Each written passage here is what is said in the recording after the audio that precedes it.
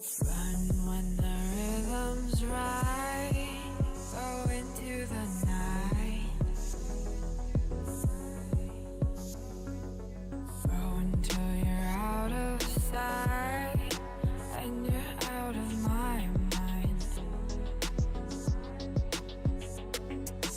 Run when the rhythm's right. Go into the night.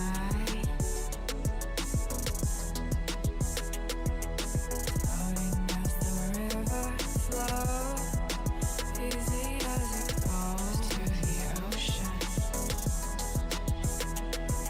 So walk on by, I've got no reason to love you, but I do, I do, I do.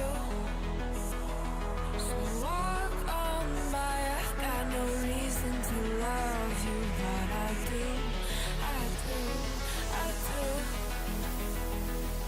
Show me colors of the sky, but all I see is gray. You lost me when you lied. Promise me, but you never try. Secrets in your eyes. You go and run, I'll hide. Show me colors of the sky, but all I see is gray. You lost me when you lied. I don't ever wanna be crowned, just another prize. It breaks my heart, heart. Breaks my heart, heart, heart, heart. Breaks my heart, heart, heart, heart. Breaks my heart, heart, heart. Breaks my heart.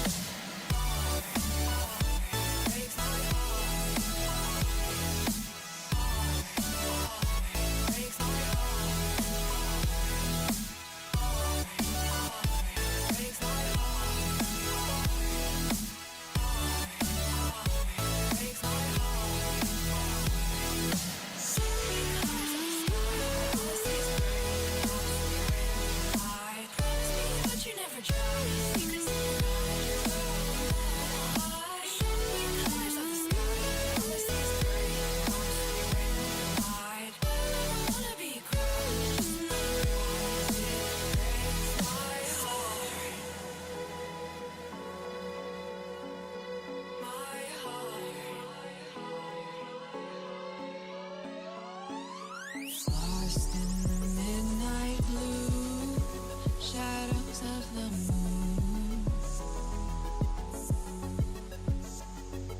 Here with open arms for you, feeling something so new.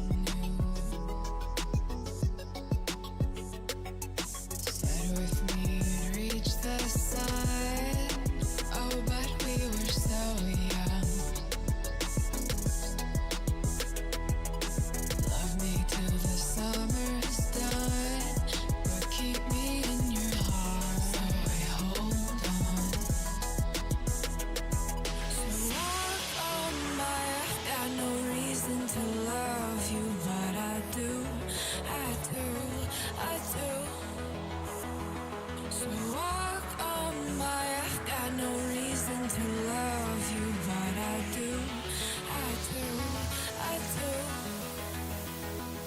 Show me colors of the sky, but all I see is gray. You lost me when you lied. Promise me, but you never try. Secrets in your eyes. You go and run, I'll hide. Show me colors of the sky, but all I see is gray. You lost me when you lied. I don't ever wanna be crowned, just another prize. It breaks my heart. Colors of the sky, breaks my heart. All I see is colors of the sky, but all I see is colors of the sky.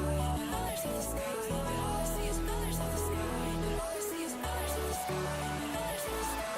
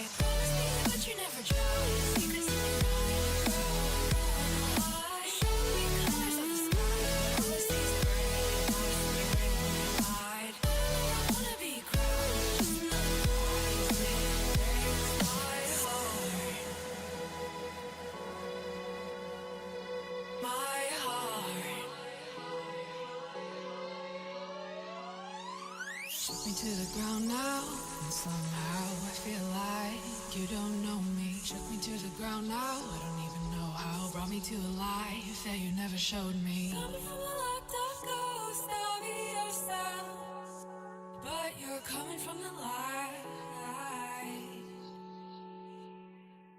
There's more to you than you ever thought there was. Yeah, you're coming from the light.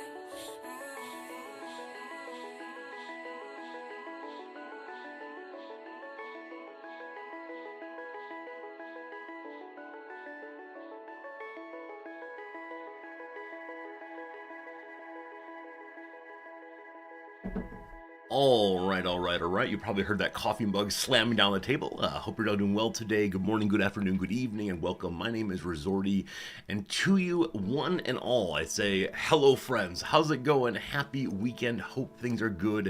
It is a Saturday here, probably a Friday there. Hope your week has gone well and you're feeling ready for some relaxation, some hanging out, some enjoying yourself, and it just feels good to be on the weekend once more. Hello to you, Noms. How's it going? Good to see you. Hello. Hello, Noms. Yes, definitely the coffee mug slamming down in the intro was Noms' appearance. Really? Yeah. When you hit... It wasn't slamming down. Yeah, unfortunately, it's just noises near the microphone get amplified. Nonetheless, all good. Near to the microphone. It is Red Shirt Resorty. Today, I am the red shirt. If one of us needs to go to the planet's surface, I will be the one. I actually did not choose this shirt meaning to match you, but that's accomplished. That's happened. Yay. Yay, indeed. Let's say some hellos. Noms, would you like to join me in the hellos today? I'm very bad at this. Hello, Resorty. That's me, I'm Resorty. Hello to you, Noms. Hello, Sakutera. Hello, Cyber Oracle. Hello, Marks the Silent. Hello, Slivers.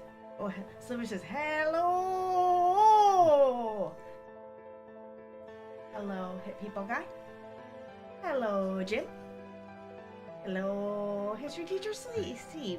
Not Steve, Steve. Hello, Lance. Greetings. Hello, college CS prof. I just talked to somebody from a different college who said that he tried to hire 15 new computer science professors and came out with 10. Oh.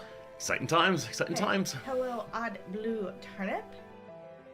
Hello, Cypher.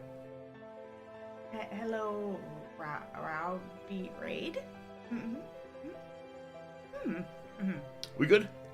I think so. You hit everyone. Well done. Hello, everyone. Welcome today. I hope you're doing well. Thank you for hanging out during the hellos. Always a nice time for sure. A couple quick hellos in particular. Slivers, I thought of you yesterday. There's someone in the world that made me think of you. Before class started, I was walking around saying hi to students and asking There's about... somebody aside from Slivers who makes you think of Slivers. That's correct, yes. Okay. I was like, Slivers makes you think of Slivers. Yes, there's an other person who makes you think of Slivers, yes. And that was, a student before class, just sitting and chit-chatting with them a little bit, how you doing? What are your weekend plans? And he going, nothing really. Just, I said, are you going to, sit around? Are you going to play video games? You go for walks? Like, no video games quite right now. But, Elden Rings' DLC is coming out in 4 days. I said, I have a chatter like you, my friend. So apparently nothing makes him as happy as waiting for the Elden Rings DLC, just like Slivers. The countdown continues. When is it coming out? I think 4 or 5 days from now. Yeah, very, very soon. Like in the middle of the week? I think so. That's rather cruel. 6 days. Sorry, 6 days from now. So it's coming out like on a Thursday? I mean, traditionally, new games and movies and so on come out on Tuesdays. I have no idea why that is. Just know that when I worked at the Target Greatland store, that was the day we put them out. Yeah, it used to be Fridays, but then, they changed it. Yeah. So it's very cruel, I think. Why? It encourages people to take days off of work and not ruin their weekends? Maybe so. I mean, here, like, I read a newspaper article about all these people took, like, days of work off because they knew that Zelda Tears of the Kingdom was coming out. Yeah, I think it's totally legit. That's a great reason to take time off. Oh, no, you should take time Absolutely. off instead of, like, either making yourself miserable. I mean, you can use your time off for anything you like. So if this is what you want to use your time off on, fine. Yeah, then, like, trying to stay up at night and doing it, and then being all tired at Yeah, work. yeah. Just take the days off work if you got them. Absolutely right. That's what you, Absolutely you right. like to do. Mm-hmm. Did I direct my student to the Steam NextFest? I did not, because he's a console gamer only. I don't think that does not include the Steam Deck. But no, he was talking about how he's going to spend the weekend playing on, is it New Game 7, New Game 8, one of the very higher repeated difficulties of Elden Ring. He's playing it over and over and over again until he's ready for the DLC. So it should be good, we'll see. Did I also take a week off of school when new WoW expansions came out? Let's not talk about those days. But I mean, certainly Days, weeks. Is it more than that? I mean, no, I didn't miss all the classes, but yeah, no, definitely. I was one of those people who would, go to the store at midnight to get the new copy of the World of Warcraft DLC right away. I think it didn't give you the disc; it gave you a code instead that you have to type in online. I remember that for a while there, Amazon had a you pre-order the WoW DLC and we'll deliver it to you a day early. I remember that happened a few times, and so I'd be standing in my college's mailroom, excitedly waiting for my package as the UPS driver would deliver them. I just stand there and waiting for my fix. Yeah. You never want to go to things at midnight now. Yeah, I'm no longer an active addict on anything. Wrexham? I'm not an addict on Wrexham. I didn't spend... You get up at like 4 a.m. to watch their games. All right. Let's not use condemning tones on stream. I didn't mean to. I was just using my telling effect tone. Yeah, I mean, part of it is I like sleeping now in general, but yes, I do get up in the middle of the night to watch football, so maybe there's some part of me that still really enjoys being part of something that happens even very late. Now, if you want to go to a New Year's party this year, I'm happy to do that. We can stay up until 2 a.m. dancing the night away if you'd like. We don't dance the night away, we go to the shrine. That's true. Yesterday in class, we talked about rituals some, and my Japanese students told me, as usual, about going to the shrine at midnight on New Year's Eve to clap and to bow and to ring the bell and to throw money in, and none of them believe it does anything, and yet they still do it. So, and one of them said forthrightly, "I do not know why I do it. My parents wouldn't care, but I just keep doing it." So. Oh, like their parents live somewhere else, so they wouldn't know. If Yeah, exactly right. Yeah, the parents would not be aware. None of their friends are spiritual. It's what one does on the day. So that is how that one goes. Maybe they like the regularity of doing it. Yeah, I mean, so part of ritual, of course, is just breaking up the year and doing things the same way. But they claimed at least they got nothing out of it, and you had to wait in a very long line. And what was the point? But they would still keep doing it because what one does, like the hyper-traditionalistic mindset. So Do they enjoy talking to people the next day or like the next week about how they waited in line? Like, is there there's like a community aspect to it where they have shared experiences with their friends or something like that? Maybe it didn't come up. They insisted they got nothing out of it, but they kept doing it. So who knows? But yeah, I think my rituals is great. The students enjoyed talking about birthday rituals. I asked them, do you think we all share a ritual among us, even of different religions, even of different, ethnicities and cultures and all the rest? Do we share a ritual at all? And they said, no real rituals. And of course, the easy ones are like the ritual, the start of class, teacher starts talking, you stop, or that kind of thing. But I said, okay, watch this. Happy birthday. And someone joined me. I thought there was a real possibility I'd make it through the whole song and no one would join in. But I sang a little bit. They sang with me. Just one person? One person did, and then 2 and 3, and then we had a laugh, and it was over. Oh, okay. We got 2 sentences, maybe. And so it was fun. I think it'd be funny if you got through the whole song and the whole class was singing by the end of the song. And then your class next door comes by, the teacher comes by, he's like, oh, is it someone's birthday? And everybody clapped. Yeah, I actually don't know what the birthday ritual is here in Japan. Do you know? I think it's that. With the same song in English? I believe so. Wow. I don't know. I had no idea. I think I've heard it sung here somewhere. Yeah, I should ask the students probably. It might be another Western import. Who knows? Hello, Furogod. Good seeing you. Hello, Blitzkrieg. Welcome. Good seeing you, Blue. Just seeing y'all today. My German friend makes a joke about how in Germany, their happy birthday song goes like this: "Happy birthday to you." I mean, I thought in both Spanish class and German class, we young high schoolers were taught the same music but different words. A Feliz Cumpleaños in the one case, and something Geburtstag. Frohe Geburtstag. Yeah, exactly. I don't know if learned this is true. Las Mañanitas from my Spanish class. Did you? No, we got Feliz Cumpleaños. It's a completely different song. Sung to the same tune. And so I wonder if there's a certain respect in which American high school students are taught entirely incorrect cultural practices in the attempt to get students to use songs they already know and then in language that is simple enough for them to learn.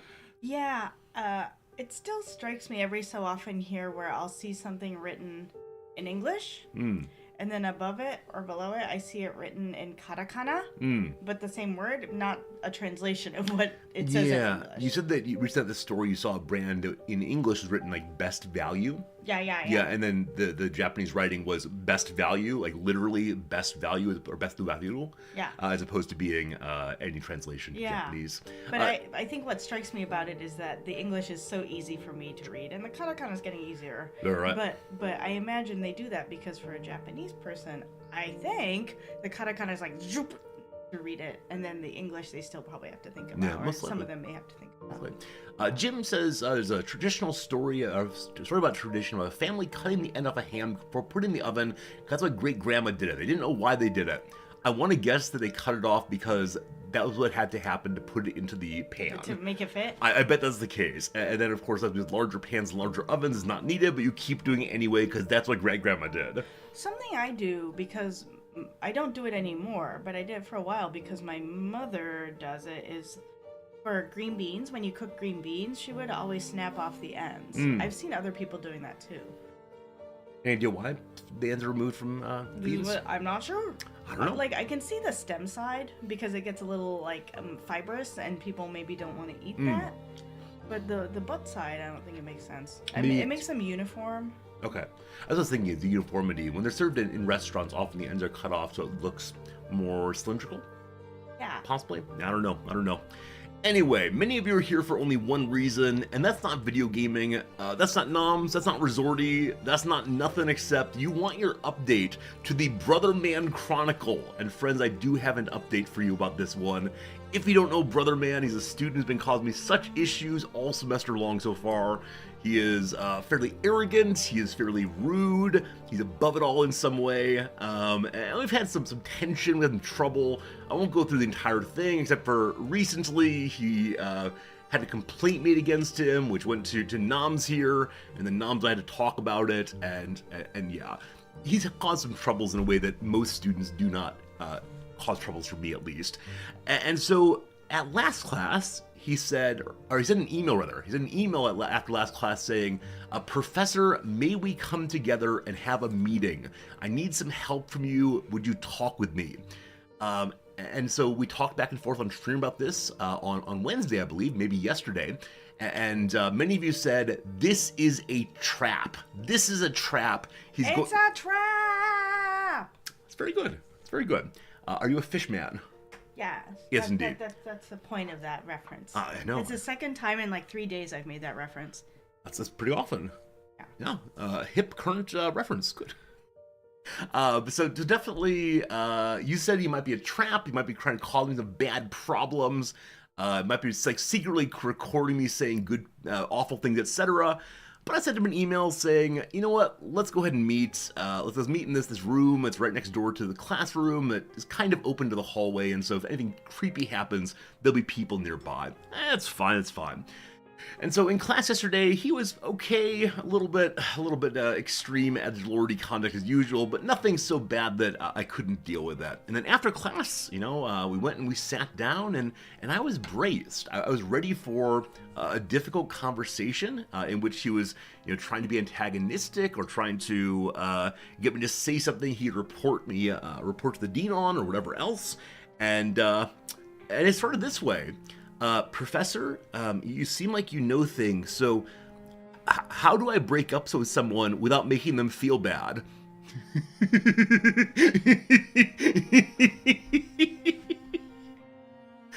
It was a very sweet conversation. It was a very, very, very sweet conversation. There's some ooey gooey center in the middle there. And yeah, so we just had a conversation about like how to be respectful in relationships. Because he's been with this woman for 5 years, and she really wants to have a kid very, very, very soon.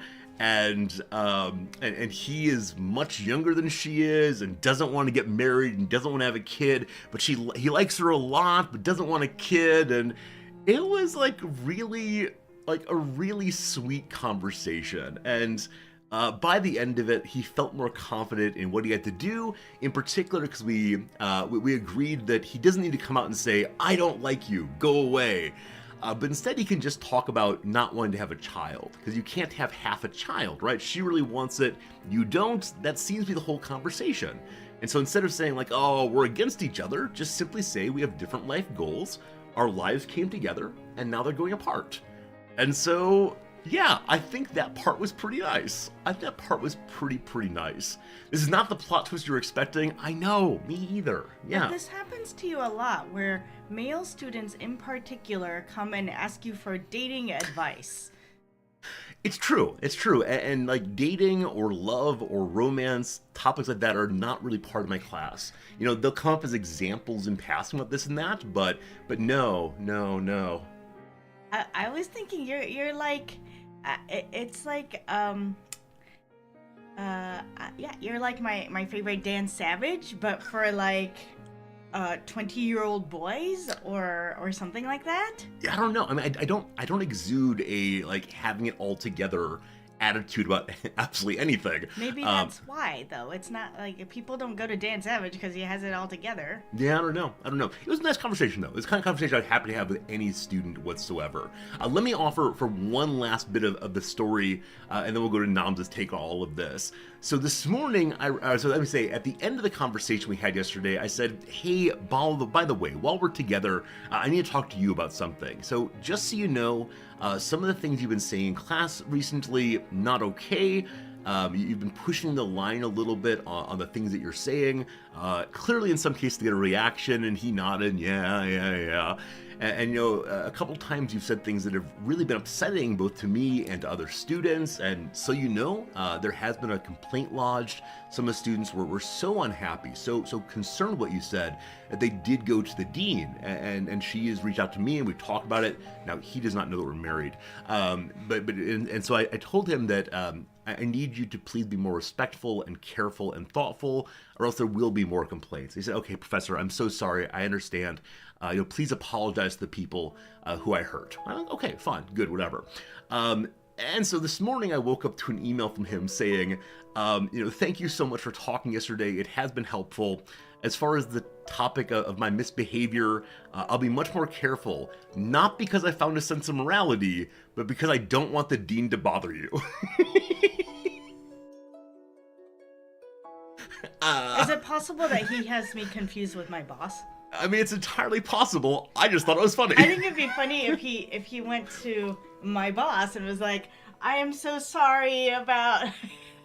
I don't know. My boss is he knows how to play cool, so I think should that happen, he would say, oh yeah, I completely understand, thanks for explaining. Yeah. I'll let you know if anything changes. And then he'd come to me and say, what? Do you know anything about this? No, I think he is someone who does want people to think a certain way of him. It's not exactly a good way, but because of that, I don't think he would go looking for the embarrassment of a conversation.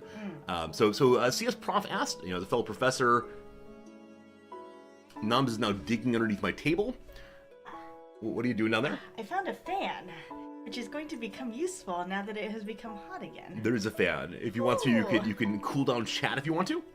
There you go. It's a fan we got last year at the Tokyo Game Show. Useful once again. Hey. I think we should probably go to Tokyo Game Show again this year. I should reach out to developers and see if... I mean, you have all these cards now that you made. Okay, thank you. What? What? I didn't mean that as a dig. I meant you have cards? Do you remember why I have the cards? Because you were gonna go to the area and meet people. Because I went to the Tokyo Game Show, and how many did I give away? I don't know. One. One. To a person who I had a nice conversation with, and he does not need my card. But I said to him, may I give you this card so that it feels like I've given some away? Well, I mean, you also talked to some people that was the funny interaction where you talked to somebody who developed a game that you thought was quite good, or like a publisher. Yeah, a publisher, representative of a publisher that made a game you thought was good. Absolutely, yeah absolutely. And then, he said, like, hey, you want to come try our games? And I said, oh, I don't have time right now, but this one that you made, it's on the wall there. That one, I played and I enjoyed so much. And he said, okay. And that was the entire conversation. I think it's because the rep is hired to be a rep and does not know, like, more than, please play this game. Yeah. No, it definitely was a moment where even if he just reps out things, I can imagine him saying, cool, if you like that one, you like this one too. I know, not a good salesperson. They're not giving them out because they didn't feel comfortable giving them out. No, it's more that the Tokyo Game Show is so crowded, and so I had basically no conversations with anyone because there are just people everywhere. And I didn't quite know how to engage in a conversation. The only place where I had conversations was in the Twitch Partner Lounge. Fancy. I was not allowed in. That's correct. You had to wait outside.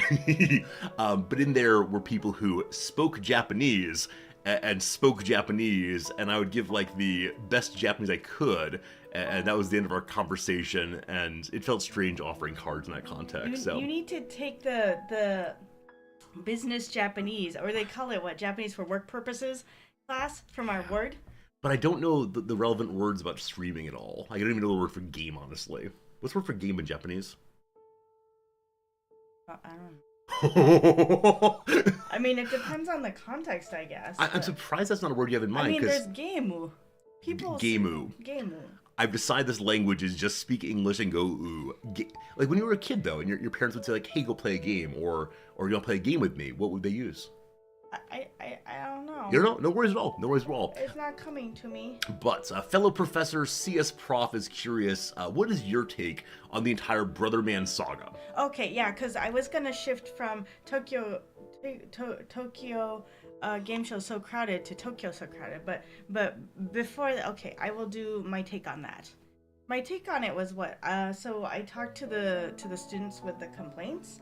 I heard their complaints, and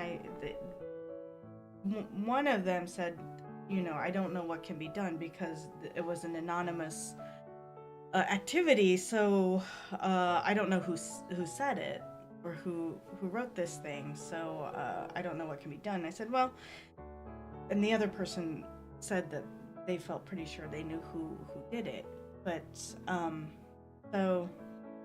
I told both of them that I would talk to the instructor, and one of us, we would see if we could figure out who wrote the comment, and we would have a chat with that person.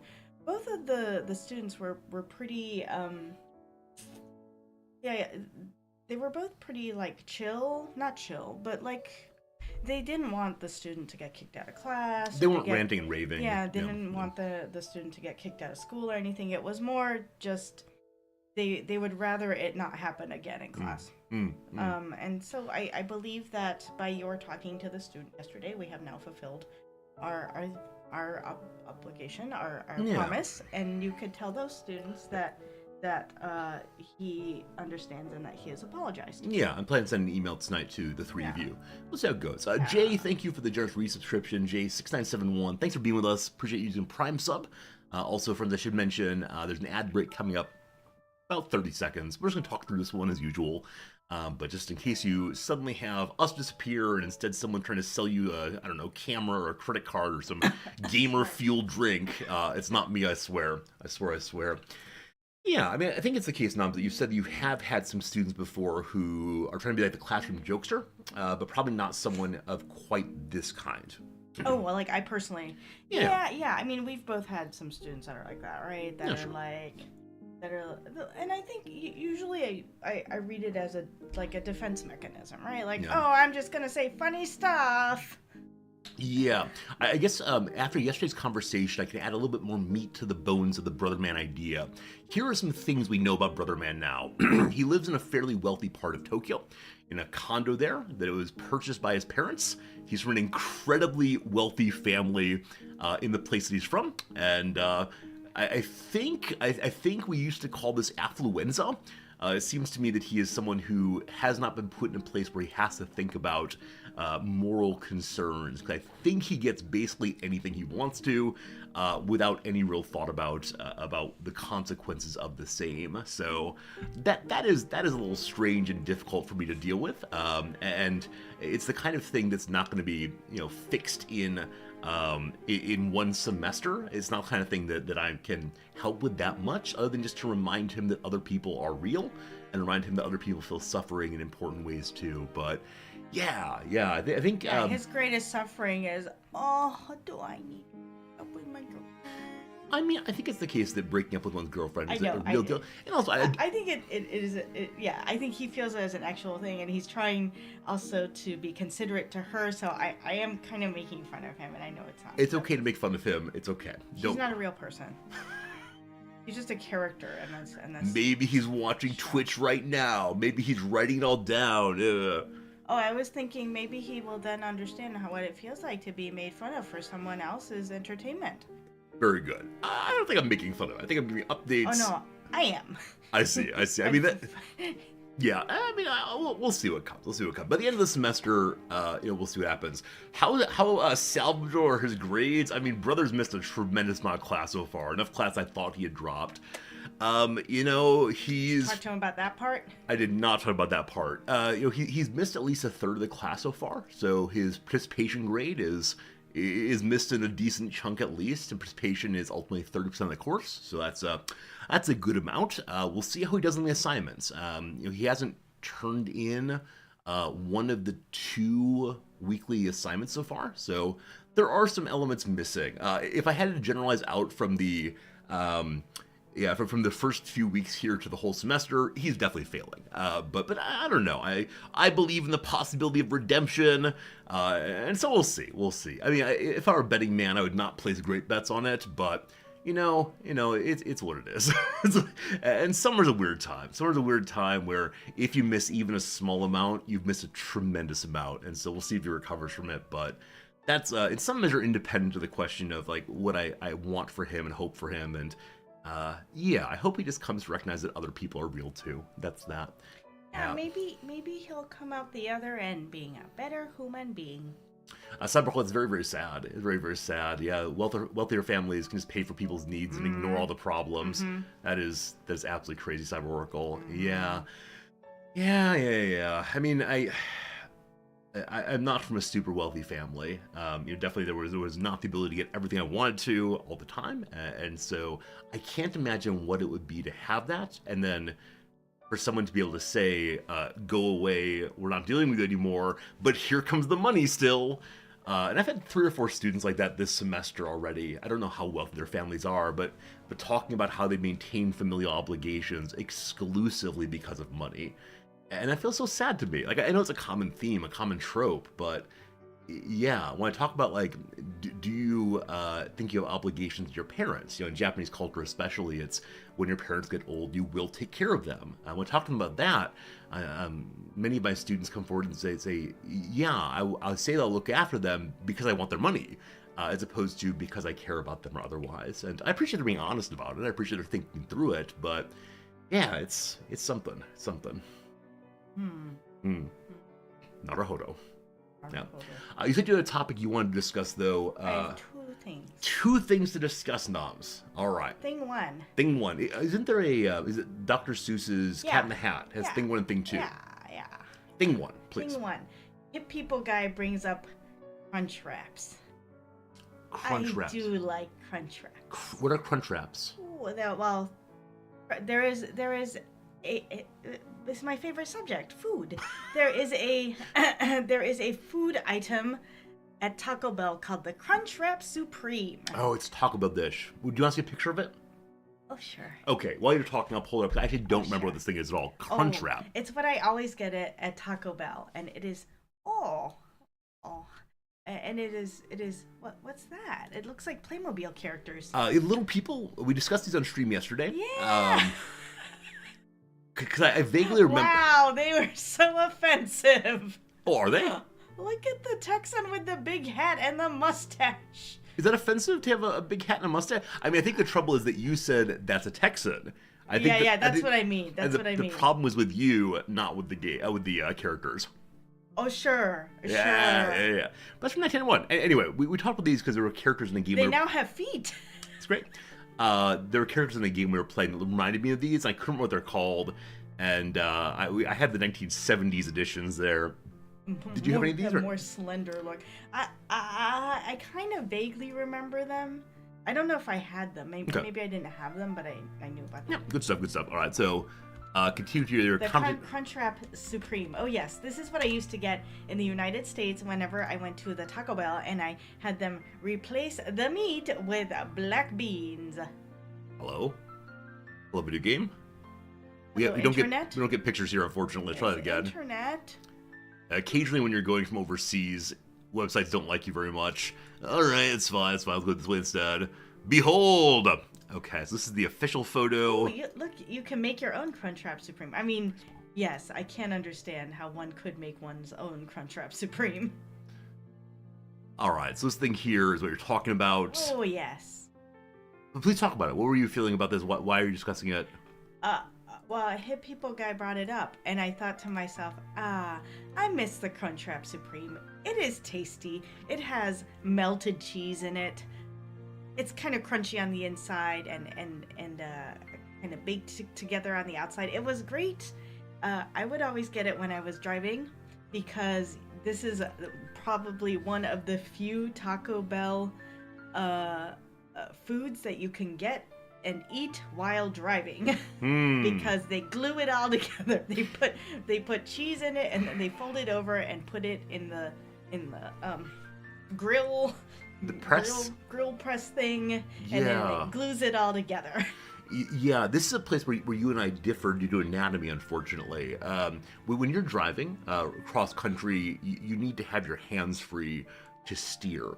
Where I have the advantage, my father taught me to be able to drive with my knees. Right? It's like That's illegal. Whoa! Let's not suddenly talk. I do not engage in illegal activity. Let's not suddenly talk about the law, Miss. I'm going to walk across the street when the little red man says, "Do not walk."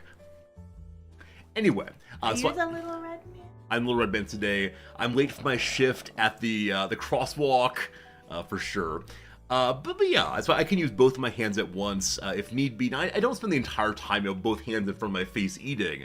It's just I can shift things around and take a moment with my knee driving, in order to move things. But where you instead, can you only use one hand consistently? Yeah, it's because I have short legs. Exactly what I'm saying. Difference with anatomy. So I see how this is beneficial though, because you'd be able to not worry about dumping it on the ground. I mean, I would not recommend somebody who even can vegan Crunchwrap Supreme. I would not recommend that somebody who can knee drive to have a Taco Bell taco while driving. They're so messy. I think even if I'm sitting at a table, like the Taco Bell crunchy taco with the crunchy shell. Yeah. So messy. Messy. I think I'm ready to admit that any time I go on a long road trip, by the time I'm done, my car is an absolute mess. Like the passenger wheel well, that was called. Yeah. Yeah, it is complete. Footwell. Footwell is completely full of like trash and empty bottles. And somehow there's like a cardboard box there. I don't know how. And then there's like down my chest little like crumbs of donuts, and yeah, it's an absolute war scene. And so after I drive, I need to clean that up. And so I give up entirely on the idea of keeping it all nice and clean together. Oh, I always have a plastic bag that I would hook to my gear shift. Yeah. And then I would put all of my trash in the plastic bag. That's very good of you. And then I just take the plastic bag out with me. I think one time when I was like 17 or 18 years old, my father and I went to the barber.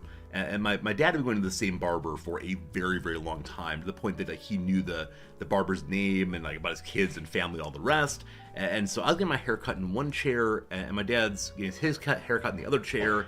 And my dad starts complaining or joking, probably joking, about how messy my car is. And the barber immediately said, "Come on, Resorty, what you gotta do is just take a nice plastic bag," much like you said. And then he took this story about keeping your car clean and rolled it into the only way a girl's ever gonna like you is if your car is spotless. So no time. I was like, oh. So, yeah. Well, wasn't he right? I mean, my car was not spotless when we first started dating. Your car door did not work sometimes. There was one time where your car door handle broke, in fact. Oh, that's right. It was in the middle of a very, very cold winter, and I went out to open my car door, and I went and I pulled it, and it just snapped off my hand. Now, it wasn't the entire car door apparatus. It was just the handle of the lever. But that's kind of important. It's an important aspect of opening the car door. So that I would need to let you in from the inside. Usually, you'd open the outside, but I'd get in the car and let you out. Yeah, exactly right. These are good times. But you ended up with me. So that barber's wrong. I should write a letter to that barber saying, "Look here, you gave me a further complex about my chances in the dating pool." So I would, were we in the States, I would go out and get a Crunchwrap Supreme. Like right now, you'd go do that. Or I would recommend we get one for lunch. I see. We are in Tokyo, the biggest city in the world, which does have a Taco Bell, but were we to go there, they would say, "Oh, no, we can't sub out your meat with black beans. We do not have black beans here at Taco Bell, Japan." Yeah, so if they have Crunchwrap Supremes, they'll make it for us with no meat, which might still be good. I mean, these pictures that we saw have, all kinds of veggies inside and cheese inside. Lettuce and sour cream and tomato and another thing and melted cheese. It's a salad and a tortilla. Who wouldn't want that? That said, we see another number of recipes here for making our own at home. Maybe one of these days we could try to make them our own at home and see how it goes. How do we even get flat corn tortillas here? For the kind that you put tostadas on. Yeah, I was gonna say there's the International Grocery Store. I think they might sell tortillas there. Oh, that place. I'm like, I know they sell flour tortillas. Okay, I mean that's fine though. Flour tortilla will work well enough. No, the flour tortilla goes on the outside. Oh. The flat corn tortilla. They sell folded ones. So we can buy them and break them in half. And foul down the edges. Is this not good enough? You want perfection?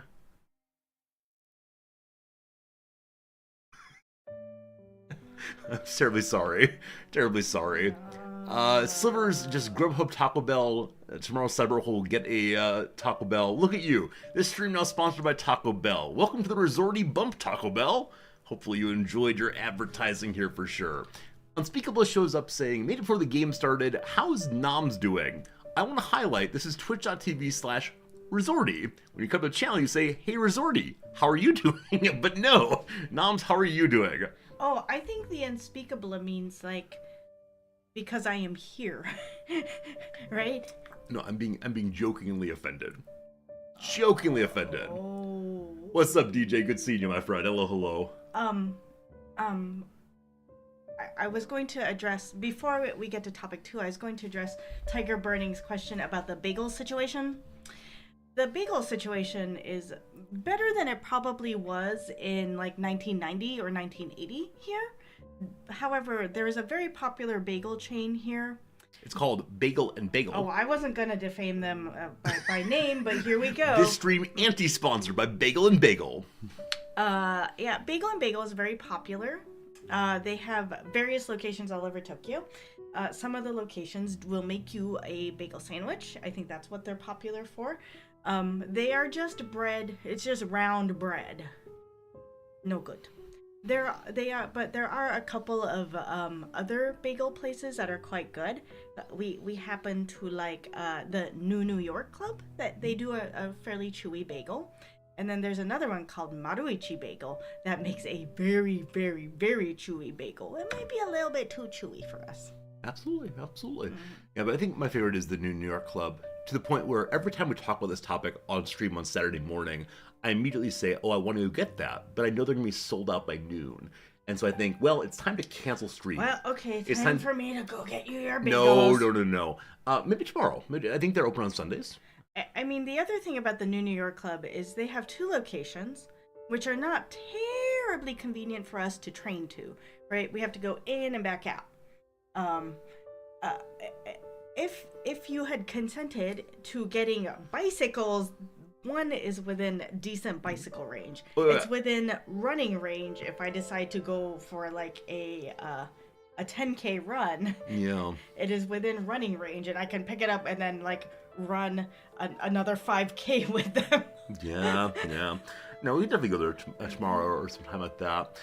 McDonald's steak, egg, and cheese bagel is not on the menu. No, unfortunately, the breakfast menu of Tokyo McDonald's has only 2 kinds of sandwiches, I guess. Yeah. One is the McGriddle, like the syrup-filled pancake, and then one is the McMuffin. Yeah, I used to be a let's get the bagel at the McDonald's that's nearby, but no luck here. Yeah, they don't have the biscuit either. No biscuits. The biscuit is also a form of bread that is attached to the McDonald's breakfast. Sure, form of bread, love it. Hello to you, DJ. Welcome in, Triskel. Good seeing you all. Yeah, when Noms is in the U.S. later this year, probably Taco Bell all the way. You're still planning to go, yeah? Yeah, I need to actually like do this stuff. Like, Yeah, make your meetings book so on. things. Yeah. That said, 1 week till India time. It's coming real soon. Then Noms will be gone for I think 9 days. Is that right? Is it 1 week? It's 1 week and 1 day. 1 week and 1 day, and then 9 days No, away. 5.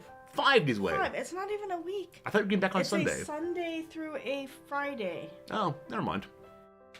I'll be back midday on Friday. It feels endlessly long to me. So long. I'm saying it's 4 months away, and Yeah, I'll be back by the next weekend. yeah. So I'm gonna need you all to come by. You will recall that last time Noms was gone for more than one night was the extensive.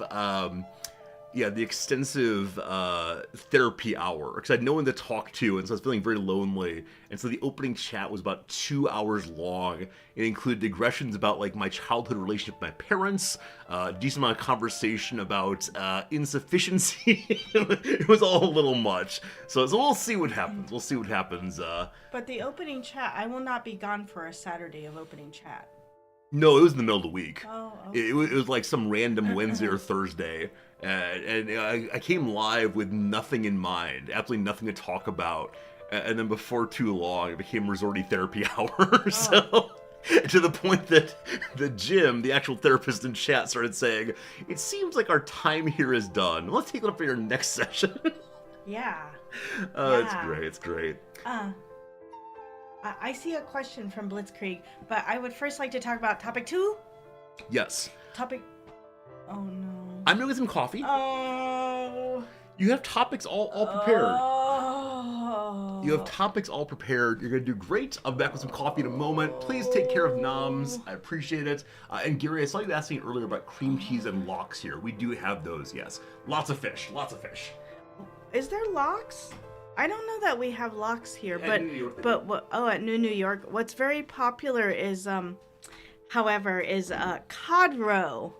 You can get cod roe on anything here, so it's a popular topping on spaghetti. You can get cod roe on your spaghetti. You can get it on your rice. Cod roe is everywhere here. But I think it tastes a little bit like lox. Okay. Yes, Bagel and Bagel does have a volcano and cheese kind that we really like that kind. It is also usually sold out by the time we end up at Bagel and Bagel. And usually when we go to Bagel and Bagel, it's because we are on our way somewhere else and we're transferring through one of the train stations that has a Bagel and Bagel at it. So we'll just stop through, and then at that point in time, they only have like plain rice gluten, blueberry and cinnamon and Earl Grey left for flavors. Earl Grey is quite a popular flavor here in lots of things. I don't know if that's something about colonialism. I don't know. People like the Earl Grey flavor here. As they do the world over. Topic 2 is yesterday I went once again to Kyoto. And the more I go to Kyoto, the more I can see the differences between Kyoto and Tokyo. and the more I can see how Kyotans think about Tokyo, which has been interesting. But so a lot of excuse me, a lot of people like Kyoto because it feels manageable, I think. So there's a very clear center. Like, one, the city is like the bounds of the city are pretty clearly demarcated in Kyoto because it's surrounded by various mountains. So it kind of sits in a valley. So it's only so large, and and then there's a clear center to the city. So I think it's of a kind of contained size, right? By geographic necessity. But a lot of people say that it feels like it's not too big, and people there are more chill, and I can see that, right?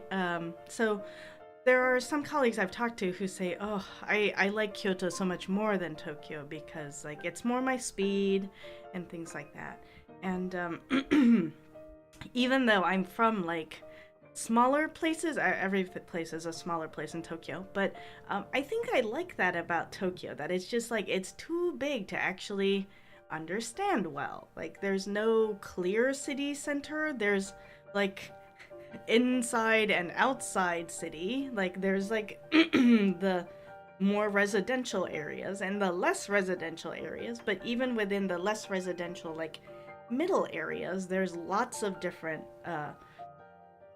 I guess hubs or centers where there's lots of things going on, and every train station feels like a different little city center. So I guess near the Imperial Palace and near Tokyo Station might be considered like the center of Tokyo, but it doesn't mean that like I think it's like there's some shopping there's some shopping at other places. Whereas I think, I've only been in Kyoto a handful of times now, but I feel like there's a clear city center there where there's like all of the glitzy shopping arcades and everything. And yeah, and so I think I like that about Tokyo, is that it's just very difficult to kind of get your head around. Yeah, the other thing that a lot of my colleagues don't like about Tokyo is that people like it feels impersonal, and like nobody really interacts with anybody else. My take is that it has to do with just the sheer number of people here. Like it's just everybody kind of tries to stay out of everybody's way, I think is what's happening. But it can feel like nobody really wants to talk to anybody else. So I think it can be a difficult city for that reason. I think a lot of people feel it as a difficult impersonal city, but yeah, I kind of like that. But I can see the appeal of Kyoto as well. Yes, I like Chicago very much. I think it's a nice place. Oh, it's actually not a nice place. People aren't particularly nice to you there. But I like that. Yeah. What's happening here? I don't know. Having a good time. Is there a lot of green space? I don't know that there's a lot of green space in either city. I think in Kyoto it's easier to get to the green space. Kyoto also has a kind of a larger river or canal. It's not that big. It's not like Mississippi big, but Kyoto does have a river running through it. In a way that like Tokyo has two, but it's possible to be fairly distant from them, right? It's possible to live in a place where you're not close to a river, whereas I think in Kyoto, I think it's easier to get to green stuff. And so like in Kyoto, people always seem to sit like on the banks of the river and just kind of hang out and stuff, kind of like they do in Osaka. Yeah. The other question, did you enter Blitzkrieg's question about the terrible thing you did to me? No, I didn't get there yet. I've just been pontificating about Tokyo. That's right. Appreciate Tokyo conversation. I would like to tell you that I told my students about the awful thing you did to me. Oh, really? And the student said, that is an awful thing she did to you. What, and they said, we haven't noticed this thing. So That's please. because they're engaged in conversation with you. That's It's only if you're not hearing the words that are happening in the class and you just walk by and you observe it for a little bit. But chat would like to hear the story in your own voice, in your own mind. Why? They already heard it from you. Because I want to hear how you tell the story. I walked by your class and you seem to be going like this. They can't see your mouth, that's okay. You want me to hold you up? Yes. I don't know what to do. That's not a story, but I mean, the story is that I think the story is that you occasionally come to me after my classes when you've walked by the hall occasionally and then reported in what I'm doing my body and saying this is how you look when you're teaching and it's often very funny. or sometimes I talk about your board work. Yeah, you don't like how I draw on the board. You don't like how I write on the board. I think the students can follow it well enough, or at least have been no complaints this semester. It feels like it's maybe you write on the board in such a way that if a student takes a picture of it or if a student looks at it without being in class, it's actually incomprehensible. So I think it's a way for you to encourage attendance. I mean, I think what it is I build step by step, but I have an outline on the board, right? The outline I make at the very beginning of class. If you want to, you can follow the outline and it will all make sense. But I don't build the outline of arguments or concepts stepwise. Instead, I build them wherever I happen to be standing at the moment. So there's lots of arrows that point from place to place, and though it is somewhat sloppy by the end, the student who has been paying attention will be able to report why it worked the way it worked. I would like to tell you about something that I realized the other day that I do when I'm talking to people. You make fun of them. No. And I don't know if it makes sense to other people. It makes great sense to me, and I think what I'm doing is I'm trying to explain what I'm thinking to other people, but it might actually look weird. So luckily chat's here. Like, it was one of the nice things is anytime I say to myself, is this thing I'm doing sensible, reasonable, do you do it, do you understand it? Inevitably one person will say, yes, Resorty, we do this, we understand this, we use this. There's one thing recently where everyone said no. I don't recall what it was, but yeah. So sometimes when I'm talking to somebody in my office and having a meeting, where I sit is next to a wall. And sometimes, excuse me, if I'm talking about two concepts, I'll talk about this and I'll talk about this. And then I'll refer to these concepts that are on the wall as if I've written something about them. But then I'll say, and then da da da da, da da da da da da da. And then, so I don't know if people are following or if they forget which is which on the wall or what is happening. Why am I referring to the wall? Yeah, so as opposed to like I don't put them in front of me or I don't say like this. So like on the one hand and on the other, for you become on the wall. Here are two options. Why don't we look at maybe this one? But yeah. I don't write them on the wall. So like maybe I need a dry erase. Like I need dry erase markers. I can probably it's not a normal wall. It's a metal wall. Yeah, so it's magnetic. Yeah, it's magnetic, but I could probably also write on it and erase it. Maybe. I guess my question on that is two things. One, did you do this way of explaining ideas before you started teaching? Probably not. Yeah, so I suspect it is teaching coming into your life in some way. I can definitely say I do not do that. I do, gesture to indicate ideas that aren't there. Like you can choose this idea or this idea, which would you like, as a way of concretizing in some ways the idea space. That's fine.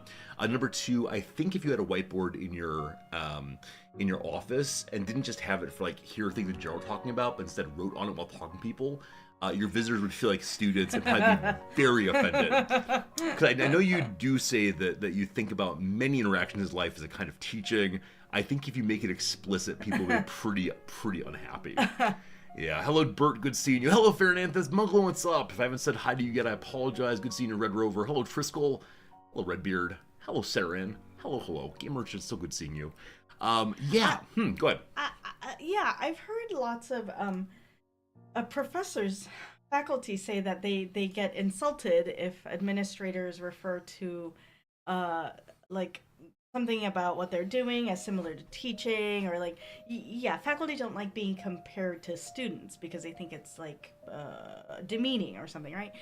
But The more I think about it, though, I think it's rather that the way that I think about teaching is, how do I explain what I'm thinking to somebody who isn't me, who may have a very different way of thinking than I do, right?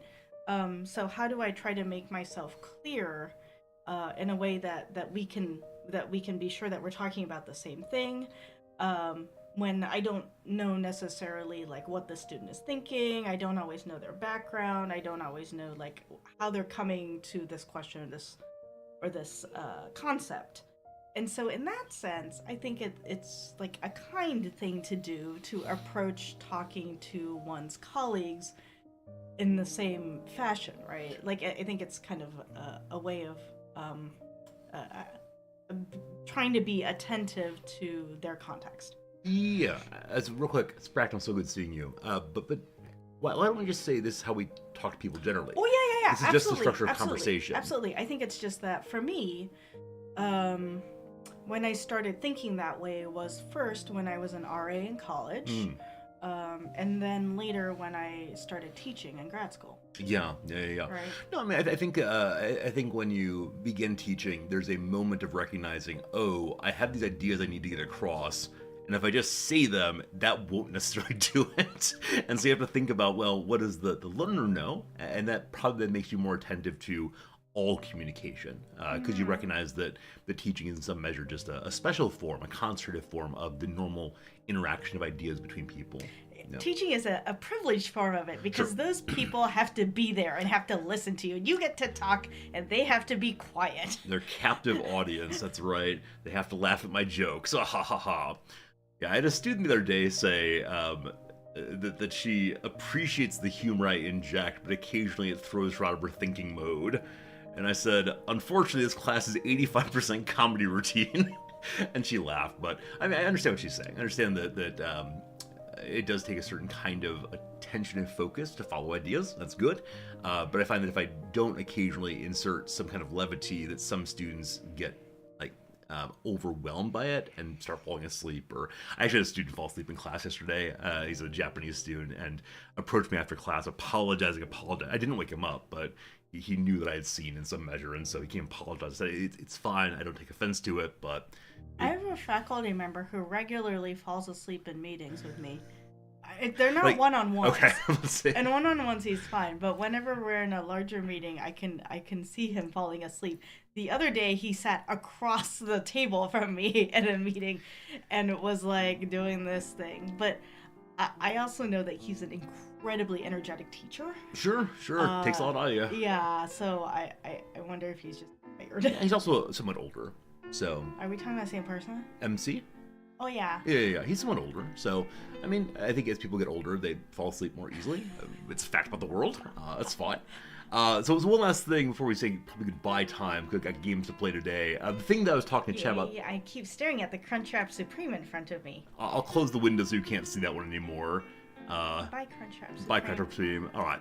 So the thing that I talked to Chad about the other day, maybe a week or two ago, and no one at all agreed with me they did this. Literally no one.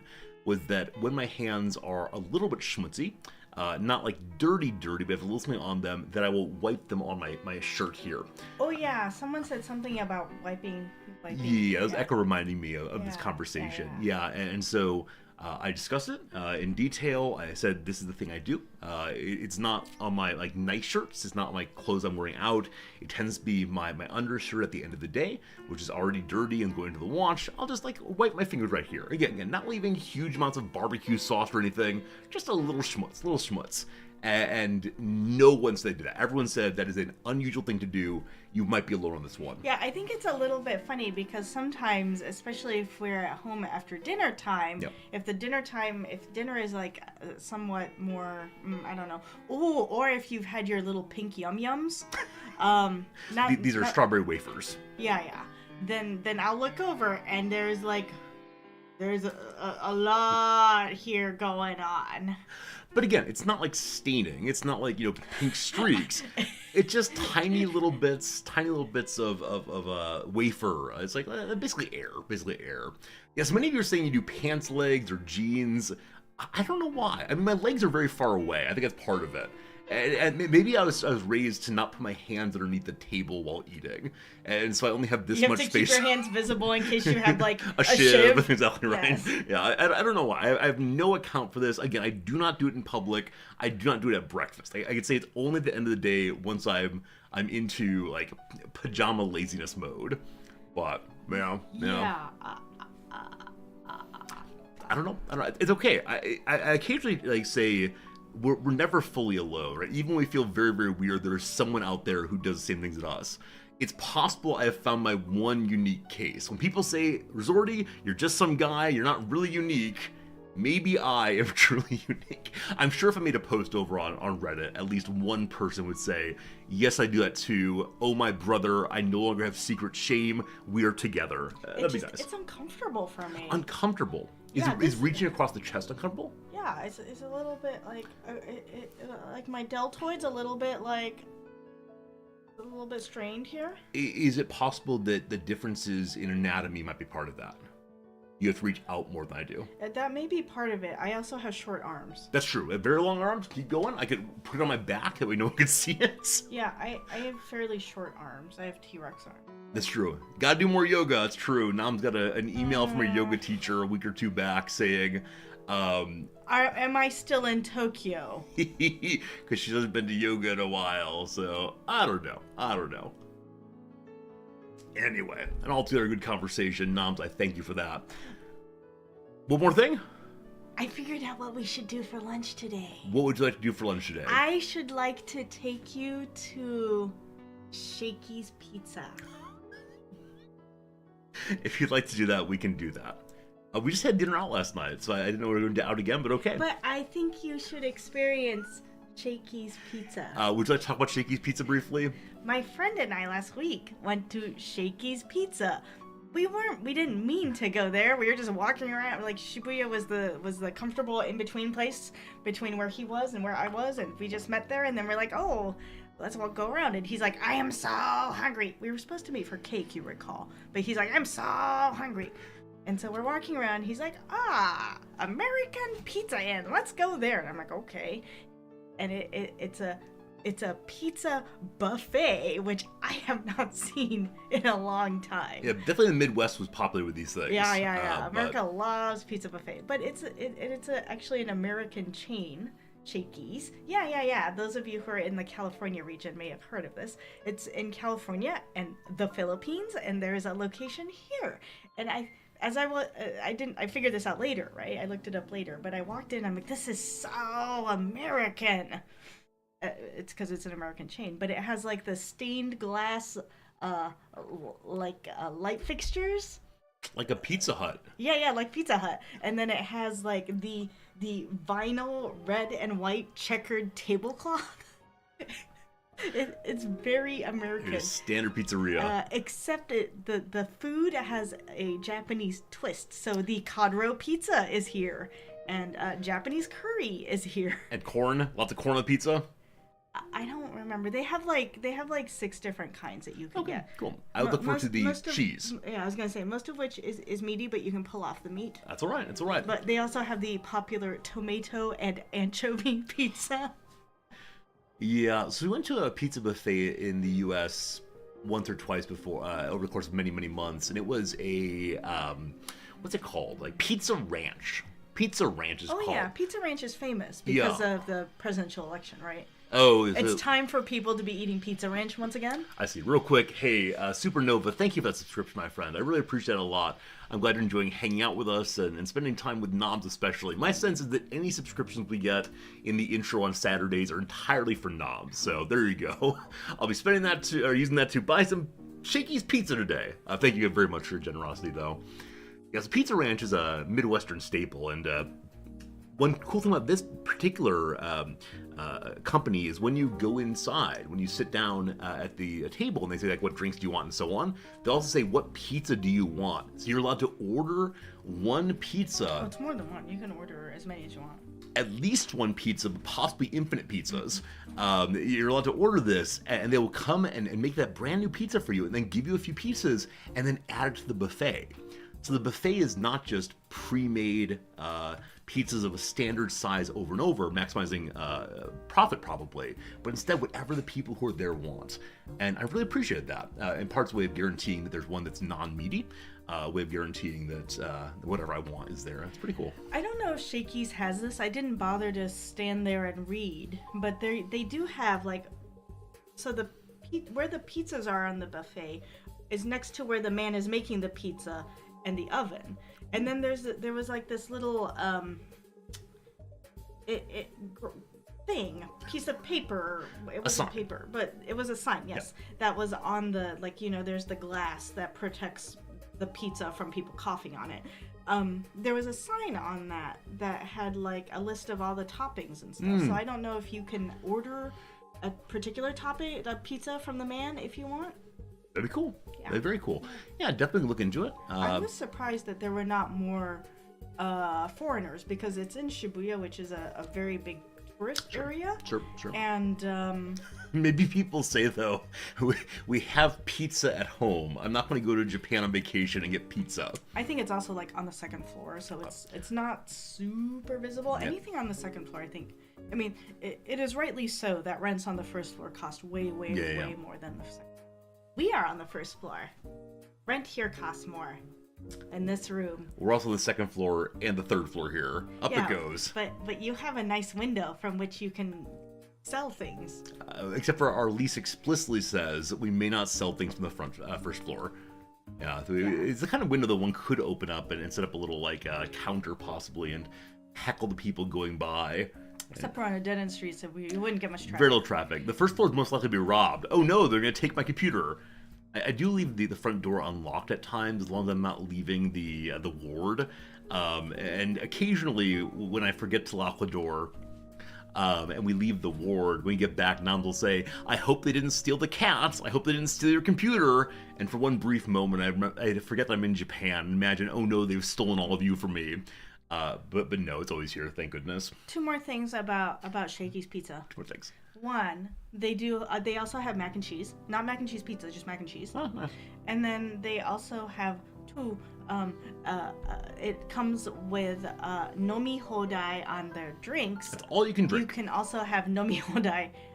Is it nomi hodai? Yeah, you can have nomi hodai beer as well for an additional cost. Yeah, this is something that those of you who are Americans will always be a little surprised by. We do not get free refills here at most places. Definitely it's the case that places that have a drink bar where you can go up and get your own drink, many of those you'll pay a flat fee of 400 yen or so, about $3 or so, and then you can have all you can drink. Yeah, but Shakey's Pizza, tabe hodai, nomi hodai. That's great. All you can eat, all you can drink. It'll be good. 2 hours. Yeah, though it is common to have nomi hodai, all you can drink for alcohol. For about 2,000 yen, about $17, is all you can drink for 2 hours. Yeah. And so often on Friday nights, businessmen will go out together and make the best use they can of that 2 hours while you can drink alcohol. Yeah, we observed that last night. Oh, yeah, we went to a Chinese restaurant in our first neighborhood we moved into when we came to Tokyo, back when I didn't know what I was doing myself, wasn't quite sure why I was in Japan. And it was so full of salarymen, all in their black pants, white shirts, and ties, just pounding the beer, and laughing and having a good time. And the one thing about this place that we forgot is they allow smoking inside. Smoking okay. And so Nams and I woke up this morning both with a little like weird chest feeling. Yeah, it was weird because it wasn't that smoky, I thought. But I mean, it was smoky enough that we kept saying like, hey, it's kind of smoky in here. Yeah, like, my throat is a little sore. And so part of me was also just wondering if it was just the week, because I've been in very loud dinners probably like a lot of this week, or very loud like lunches as well. So I've had to talk quite a bit more loudly than usual just to have normal conversation. Yeah. But I think it where I'm sore is further up in my throat than where my voice box is. I see. Yeah. But I think the default in Japan now is not smoking inside. For a long time it was smoke wherever you want to. Haha. Yeah. No. Now the default is not smoking inside, but there are places that have signs that say smoking okay here or smoking okay in some cases. And it's something I'm always surprised by because here in Japan or here in the U.S. It's nowhere is smoking inside or almost nowhere. Because it's considered secondhand smoke, but here, a little bit less so. Hello to Tyranner X. Is Noms naturally short? No, I cut off her legs. But no, this is not like me standing on a box. This is our normal heights. We stand at this difference. I'm slouching. You're slouching slightly, yeah, but this is how we normally stand. I mean, the other thing is I tend to stand closer to the table, and you stand farther from the table. I can step in if you want. So this is our difference, I suppose. This is both of us standing up more or less straight. So there you go. Well done. So I think you're 5 feet tall? Yeah. Yeah, and I'm a little over 6. So there you go.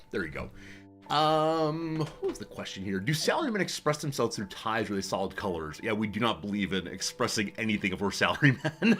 No, the ties are all black or blue if the clothes are blue. So yeah, I think what I've noticed, I don't know if this is true because I don't know enough like normal Tokyoites as opposed to like people who work with us. I have this theory that on the weekend that's when everybody breaks out their like expressive clothing and their expressive like makeup and their jewelry and all their scenty scents and stuff. Yeah, this is something that we've both noticed here is like there's a real sense in weekend in Japanese cities, at least it's the time to go a little crazy, not just have fun and choose your own desires, to stay at home and like play video games all weekend, but instead it's considered right and good to free oneself from the constraints of the weekend or the work week rather. And so part of it, like Nam said, is wearing whatever clothes you want to wear, but also a lot of what as an American I would call like alcoholic kind of behavior. Oh, definitely. Just drinking until you can't drink anymore. And I talk to my students about that because many of my students will say, the mark of humanity, what we should be trying to do with ourselves is control ourselves. In Japan, there's a big emphasis on self-control for the sake of the community. And I'll say, well, occasionally, I find out that my students have had a raucous weekend of really going to excess on alcohol and not feeling well and so on. Is that a loss of control? And my students normally say, no, that is a necessary engagement. It's necessary that humans have that kind of wildness on the weekend so they're able to do the control of the week. I mean, it's such a different understanding. Yeah, it reminds me of my undergrad. In my undergrad, a lot of people, as probably a lot of other undergraduate schools, the kind of motto was like a work hard, play hard. Sure. Right? Yeah. So I wonder if that is true here. And then the other thing I was thinking about was we haven't gone to karaoke yet, but it's very, very, very, very, very, very, very popular here. Yeah, the private room where you can do whatever you want to and sing loudly and not whatever you want to. I'm sure if someone took off their clothes or something, like the manager would be there. I don't know. Like, put your clothes back on, get out of here. I mean, I know people do get karaoke lounge booths to sleep. I think sleeping is different. Like, that's considered an acceptable use. I think if people start taking off their clothes or like defecating or urinating in there or micturating or I apologize for saying they can do whatever they want to do. I meant this like some general sense of a looseness of restriction. But, you're definitely Johnny on the spot on that one though. But yeah, I wonder whether so I wonder if karaoke is part of that too, just because it's so popular. And I wonder if that's also a way for people to like let loose a little bit and relax. And again, though, the 2-hour all you can drink is usually part of that. Yeah. Like people drinking soda at the karaoke is a little bit less normal. They look common, absolutely. Yeah. Hey, Phelan, happy birthday! Happy birthday to you, Phelan. Thank you for choosing to spend part of your birthday. Okay, sorry. You're singing quietly enough the microphone can't hear you. And that's... Really? Wow. Yeah. It can pick up my mug, but not me singing. True, absolutely. Thank you for choosing to spend part of your birthday with us, so that's very, very kind of you. And hope you have a good year, for sure. Yeah. Like the tire brand, the Goodyear. Yeah. We should probably be moving towards the end of talk time, because it's a shorter stream today. Oh, yeah. The Wikipedia entry for salaryman includes that drinking with colleagues expected. Yeah, absolutely right.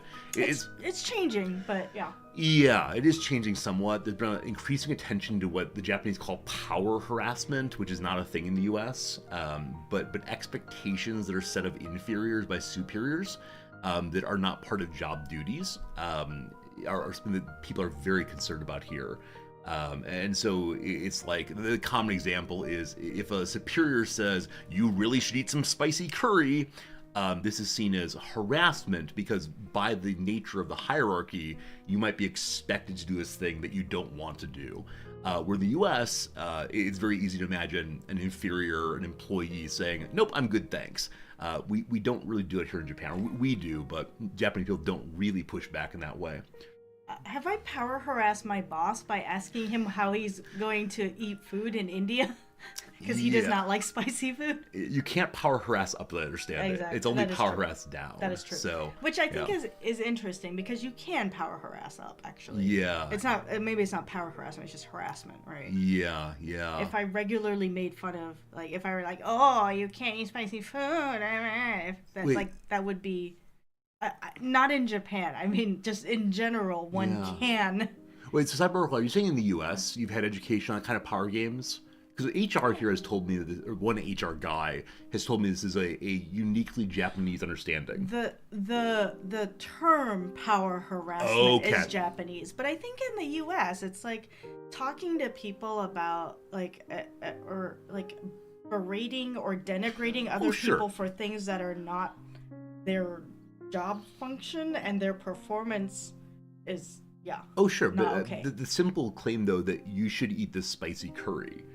Like, I cannot imagine any manager in the U.S. getting in trouble for telling someone you should eat a spicy curry.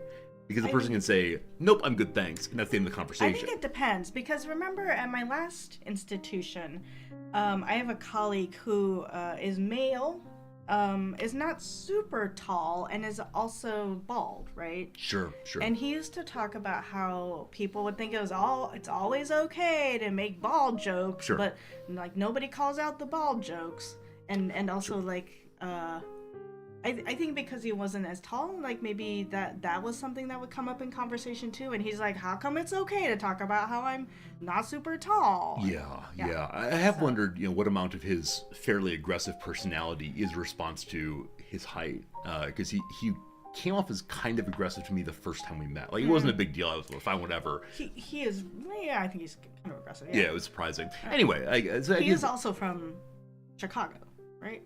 No, Milwaukee. Yeah. I'm the Chicago guy. He was also in Chicago for a time. It's true. But yeah, I mean, I think it's interesting that this concept is here, that perhaps there is other concerns about the workplace, and part of that is the drinking culture. I think in the U.S., if the boss says to you, you should come out tonight for drinks, it's considered generally okay to say, no, I'm good in the U.S., or I want to go home to my family or whatever. We're here in Japan the expectation is if the boss says we're going drinking, you want to come drinking, that you have to say yes, which it's hard for me to imagine that kind of thing in any relationship I have where I wouldn't be able to say no. Now, again, I'm not a normal employee. Being a professor is different, but I think the U.S. has more of a clear demarcation between the work hours and the non-work hours as far as behavior. I think the concept of power harassment arose in response to situations like that. So I think those kinds of situations are going down. There aren't as many. I think in general, Japan is also becoming a little bit more conscious about drinking, alcoholism, the negative health effects, and stuff like that. So I think I do wonder if it's also because of the birth rate problem. So if they're like, oh, no, you should go home to your wife because we need more babies.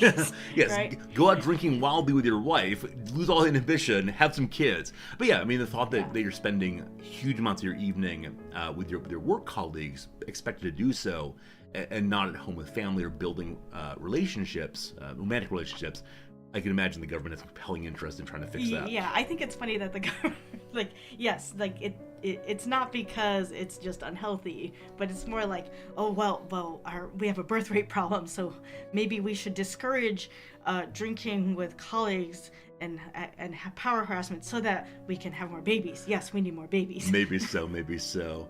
Yeah, and something you're mentioning, maybe other industries in the U.S. do have if you request to do something, you have to do it.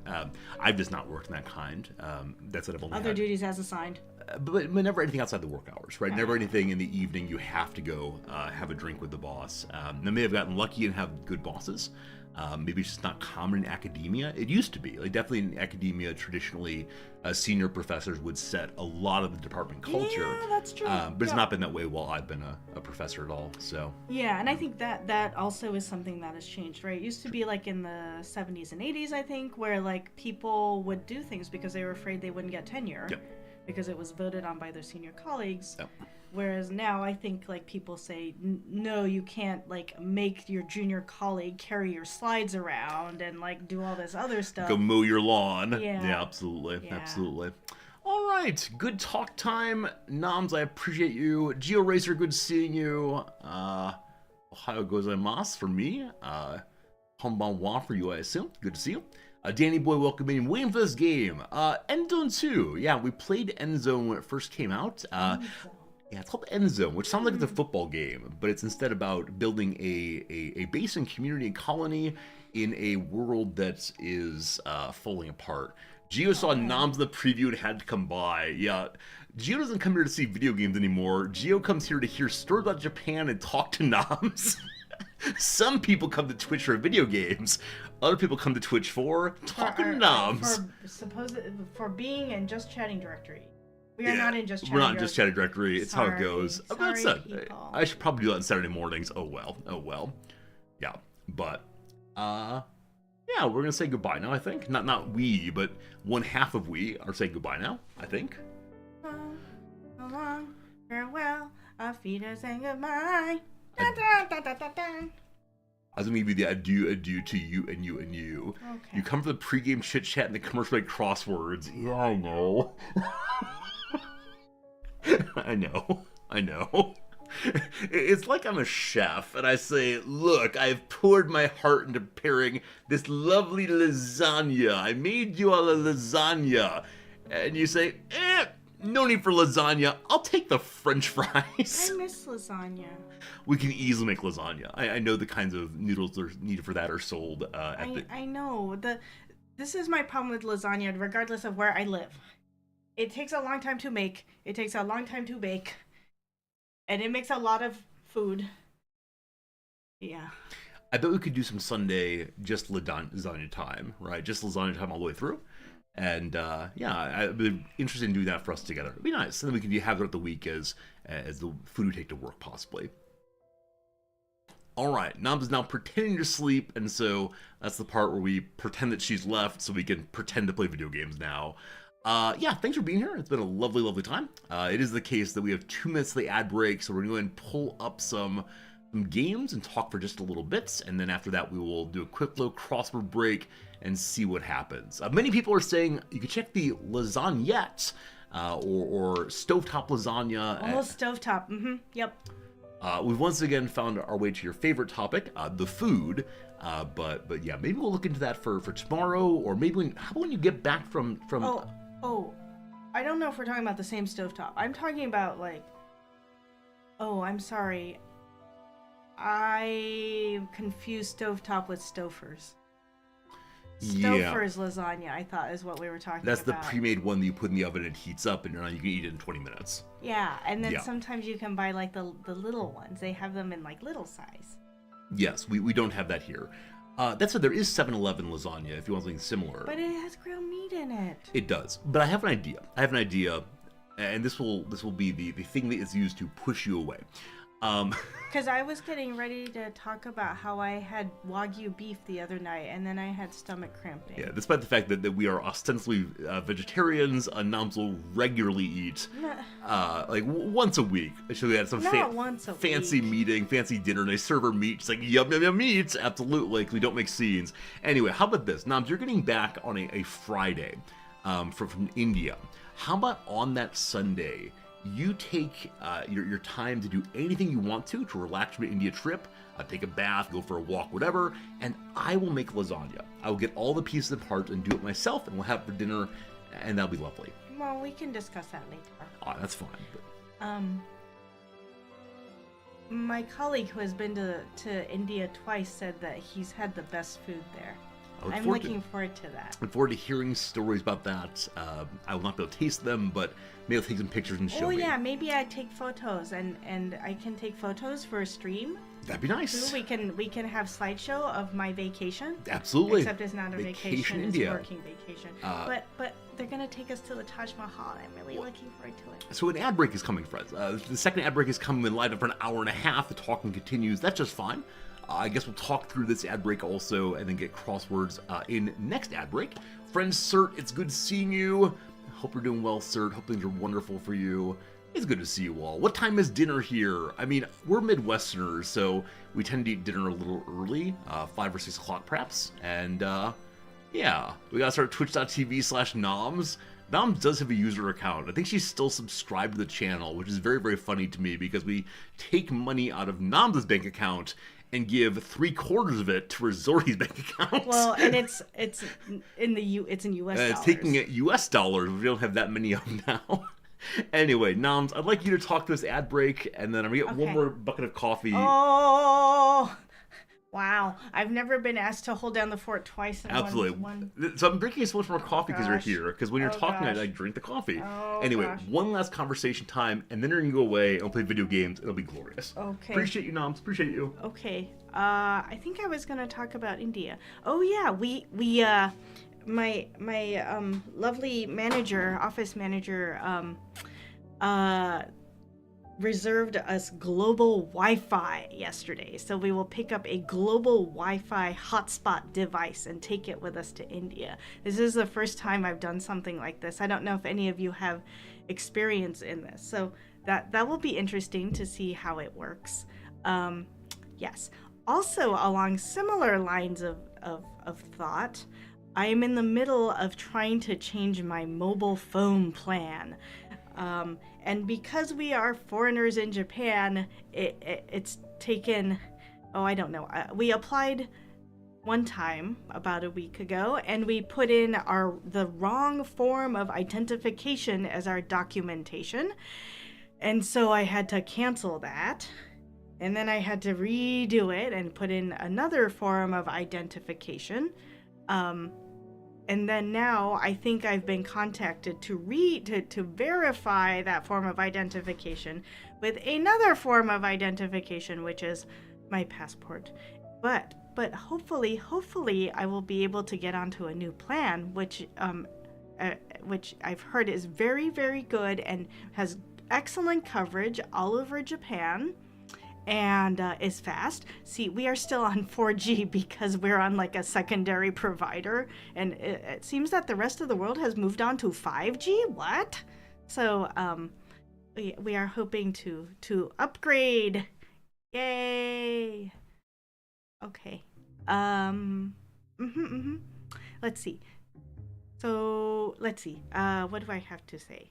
Oh, I mentioned a little bit ago that while we are in India, our hosts have arranged to take us to the Taj Mahal. That's interesting because I'll get to see the place that comes up in all the crosswords.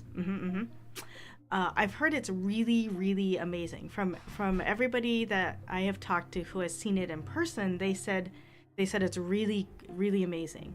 I think it was one of these structures that I always saw in pictures, and I thought, that's probably pretty cool, whatevs. But now that I've heard all these people say that it's really amazing, I'm kind of looking forward to it. I think it'll be, I'm looking forward to it, and I hope I haven't hyped it too much in my head now. And then when I see it, I'm like, oh, like my Mount Rushmore experience when I went to see Mount Rushmore, and I said, it's smaller than I thought it would be. So I hope that doesn't happen with the Taj Mahal. My favorite Indian dish. I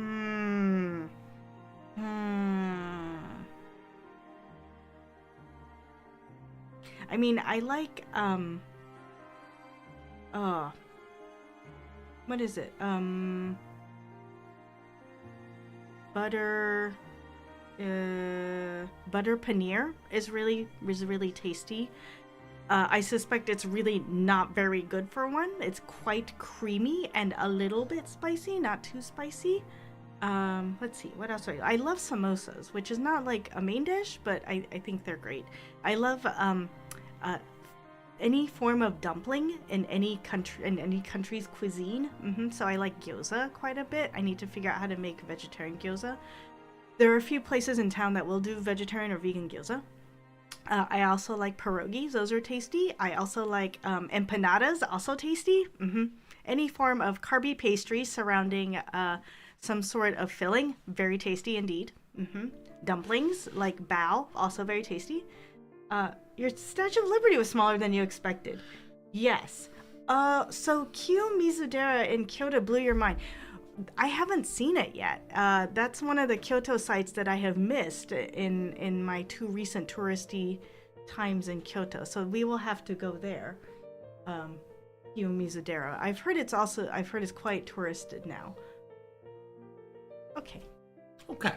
It was nice to hear talk about food. Anytime I leave and you're talking about food, I think to myself, when I get back, we'll not be talking about food. And the answer so far has been every single time, no, Kumi yes. is not a food thing. I was talking about monuments. I mean, as I walked in, though, I heard the paean to pierogies, the elegy for empanadas, the panegyric for gyoza. Good fun. Panegyric?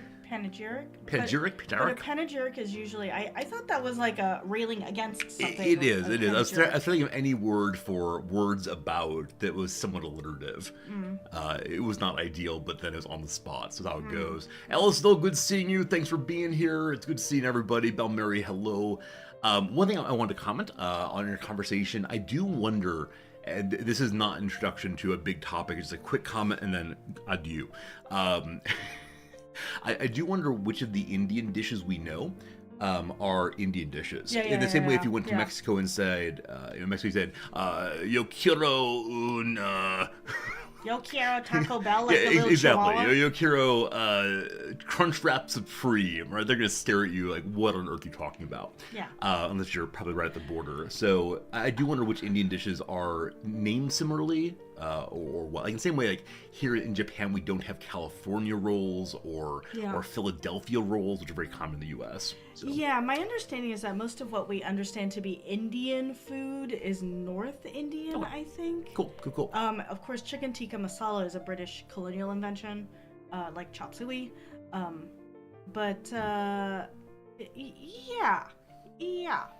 But we will be in North India, so not South India. I mean, definitely, you almost got me to sing a little bit of chop suey.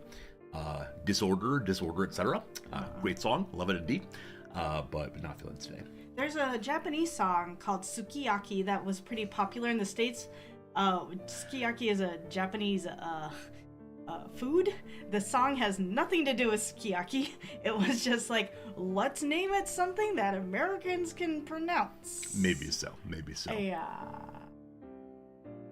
I see a discussion about Hawaiian pizza. The Domino's here now has Hawaiian pizza crust with pineapple baked into the crust. That seems very strange. Anyway, Noms, it's been lovely spending time with you this morning. I'm going to stream for 2.5, 3 hours, and then I will see you on the other side. So, any closing thoughts, any last words I'd like to mention? Okay, well, it was lovely seeing you. Of course. Do you wish to say goodbye, at least? Take care, Noms. Thank you very much. Hello, friends. It's just us now. As I was upstairs, I was thinking that Noms would do well with her own just chatting stream, so maybe one of these days I will set her up with OBS and ask you all to follow her. Otherwise, she'll be alone in the bottom of the just chatting directory, talking to the wall as one does. But who knows?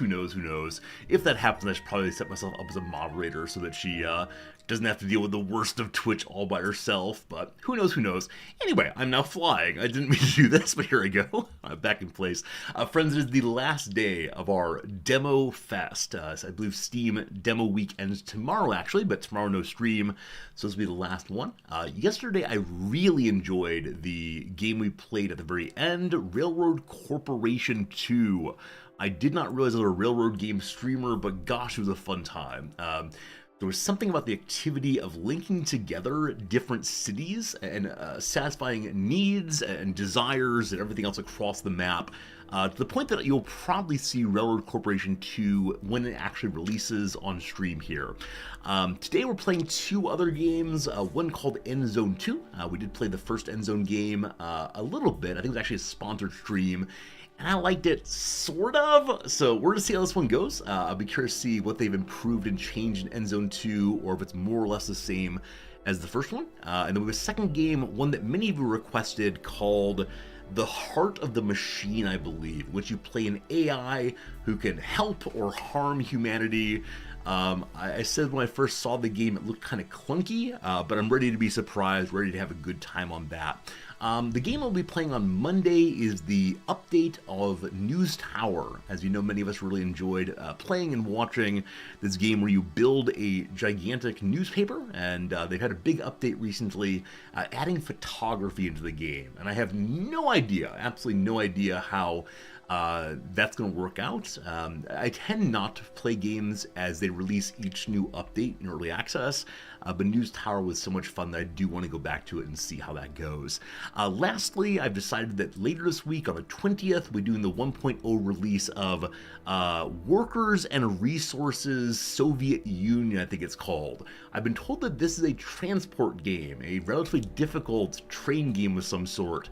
I've never played it, I've never seen it, though I do know some members of our friendship group, namely Shen and Cringer, have both played it and have both enjoyed it, so we'll try that. And then the week after, I believe we have a sponsored stream. We also have a Victoria 3 DLC is coming out.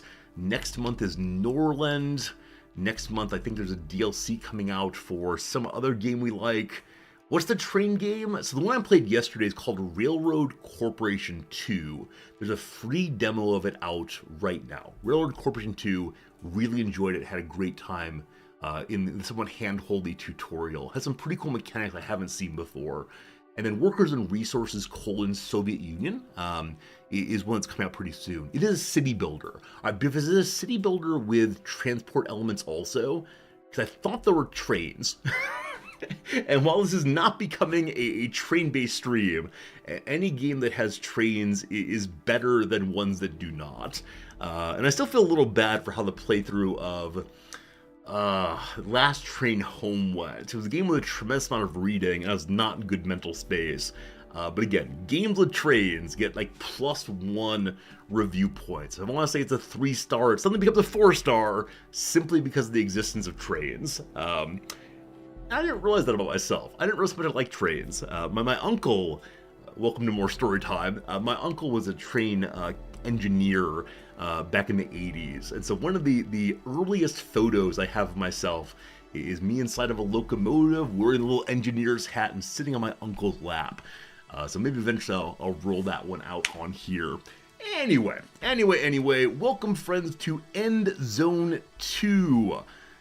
It appears to be kind of brown in the title screen. Let's see what it looks like in the actual gameplay. Open F2 for the feedback tool. So I'm kind of curious about just one thing, and I'm not going to pull it up on stream. Actually, I will. Now, I swear this is relevant. I swear this is like video game talk as opposed to cheeseburgers. When did End Zone 1 come out? Like, I don't want to be rude in any measure, but it feels like it came out very recently. This is End Zone 1. 2021. Alright, so I guess it was 3 years ago, which feels ridiculous. I feel like I'm much more recent than that. Maybe they made some updates or something. I only played 10 hours of it. Yeah, I'm not sure. Anyway, I don't know how regularly releasing sequels of games should happen. 3 years feels possibly reasonable, but at the same time, it feels maybe also a little bit too regular. I guess if Call of Duty can do a new version every year, then maybe we should be fine with End Zone doing it also. Privacy policy. This is the second day in a row we begin with give me your data. Show the details. This is over on a page you all can't see. It's a very long privacy policy going on and on. I think just for safety's sake and to delight the people about cybersecurity of the channel, we say no, I don't want. What are the options real quick? The options include looking for anything to be useful for you fine folks, but not seeing anything right now. Looks good, looks good.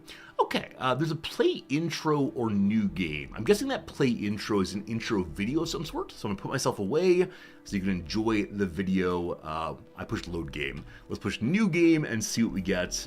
Do enjoy. Here comes a brand new game, I guess. Volume up.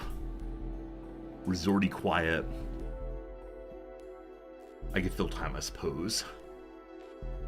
Maybe. I always feel strange when I take my camera away preemptively, that we sit very awkward on a loading screen. People are gonna come by and say, Resorty, are you a microphone-only streamer now?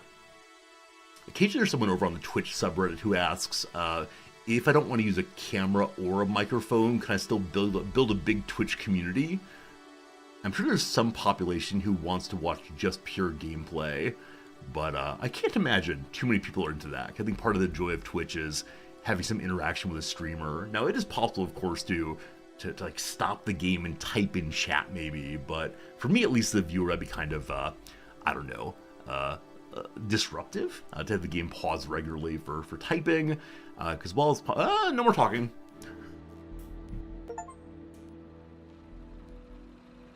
I'm pleased to meet you.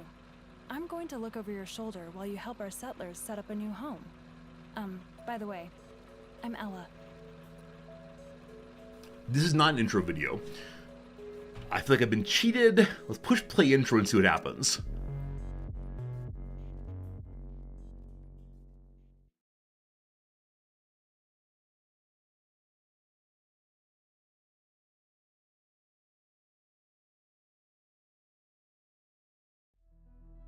Cool.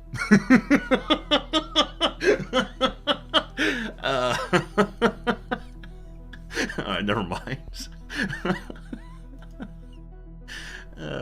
Occasionally the intro video is like scene setting. Occasionally there's things going on. That's fine. Alright, so this is Ella. Ella wants to talk with us. I'm gonna keep the volume up a little bit so we can so we can hear the talking. So Ella wants us to build a home. Oh, one cool thing. This is actually great. So this is already different from End Zone 1. Out here in the wasteland, you'll find ruins and other interesting places. More important, however, is that we find a suitable site where we can establish a settlement. I was gonna say, I like the fog of war. I like builder games where you do not know everything at the beginning. It's more immersive in some way. Definitely like Project Zomboid, possibly. So we'll see. This area displays orders and warnings for the entire game map. This information is always available regardless of what you're currently looking at in the camera. So you can see all them orders. You can also see the bug button. I look forward to sending a message if we find any bugs. We write far too long of bug reports. Maybe I should give the game Choo Choo Charles a short. A pretty chill train game. I'm guessing it's made for children. It's probably Choo Choo Charlie. We're going to check out Transport Fever 2. We did play Transport Fever 2 on stream. It was a fun railroad game, but didn't catch my attention in the same way that the one yesterday did. I promise this stream will not be only talking about train games. I swear, I swear. Surely the best of train games is Factorio. Surely. Vehicle control. Select one or more vehicles to move them with the right-click button. Okay. Vehicle. Called the Pathfinder. It's full of stuff. So we're pointing this way on the road. May I be shameful and go the other direction? Got it. Oh, look at that turning radius. Oh, that's pretty good. Oh, do we have limited fuel? At the moment, all our settlers are in the Pathfinder, and you can explore the surrounding area with them. But time is tight. When the water in the Pathfinder is used up, everyone inside will die of thirst. So it's not based on fuel, it's based on water. 1 second. I want to turn down the music and turn up the voices, because I think it's the most important part, of course. Music, go away. Game volume, I don't know what that means. Voiceover volume, max that thing out.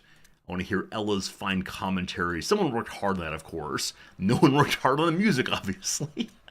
All right, so find a place to inhabit. Habitable zone settled. Are you habitable? Yes, you are.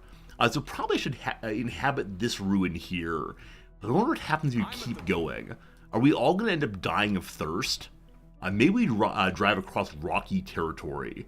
Oh, we may. Man, that Pathfinder's doing great. How about this one here? Some high-rise buildings in which to live. Let's choose that one. Pikachu, I choose you. Pikachu. Where are we going? Loot the ruins. Okay. So instead of inhabiting this one, we're allowed to take things. We have some wood, some tools, and some cloth. So I enjoy the beginning of this game already. It again reminds me of Project Zomboid. We're able to find interesting materials all the time. Now, how much does the Pathfinder hold? I can't take any tools, so I guess the Pathfinder might now be full. No longer we need the wood. Let's take the tools instead. Oh, I see. So we have slots. We have slots here. You only have so many things in each slot. The line fills across. Super interesting that. So again, we have to find a habitable zone. I don't quite know what the yellow means. Oh, I'm clicking on the broken down wreck. So now I want to go back and loot that ruin, wasting all of our water. On my way. So in End Zone 1, often it was the case that the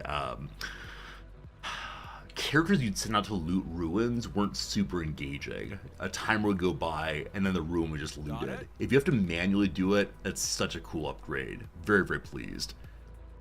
So you left-click the ruin, and then how do you look at it? New instructions? Okay, I may have screwed this part up. I can't figure out how exactly to loot the ruin. Alright, we're inside the ruin. Oh, here's the button. Loot that ruin. Alright, tools again. More importantly, water. Water is the only thing we need to survive. Fantastic. Let's go this way now. I hope the game announces we find the habitable zone. Top left, we look at it's Sun 1. Cool. Let's go. Now, are you ruins or are you habitable?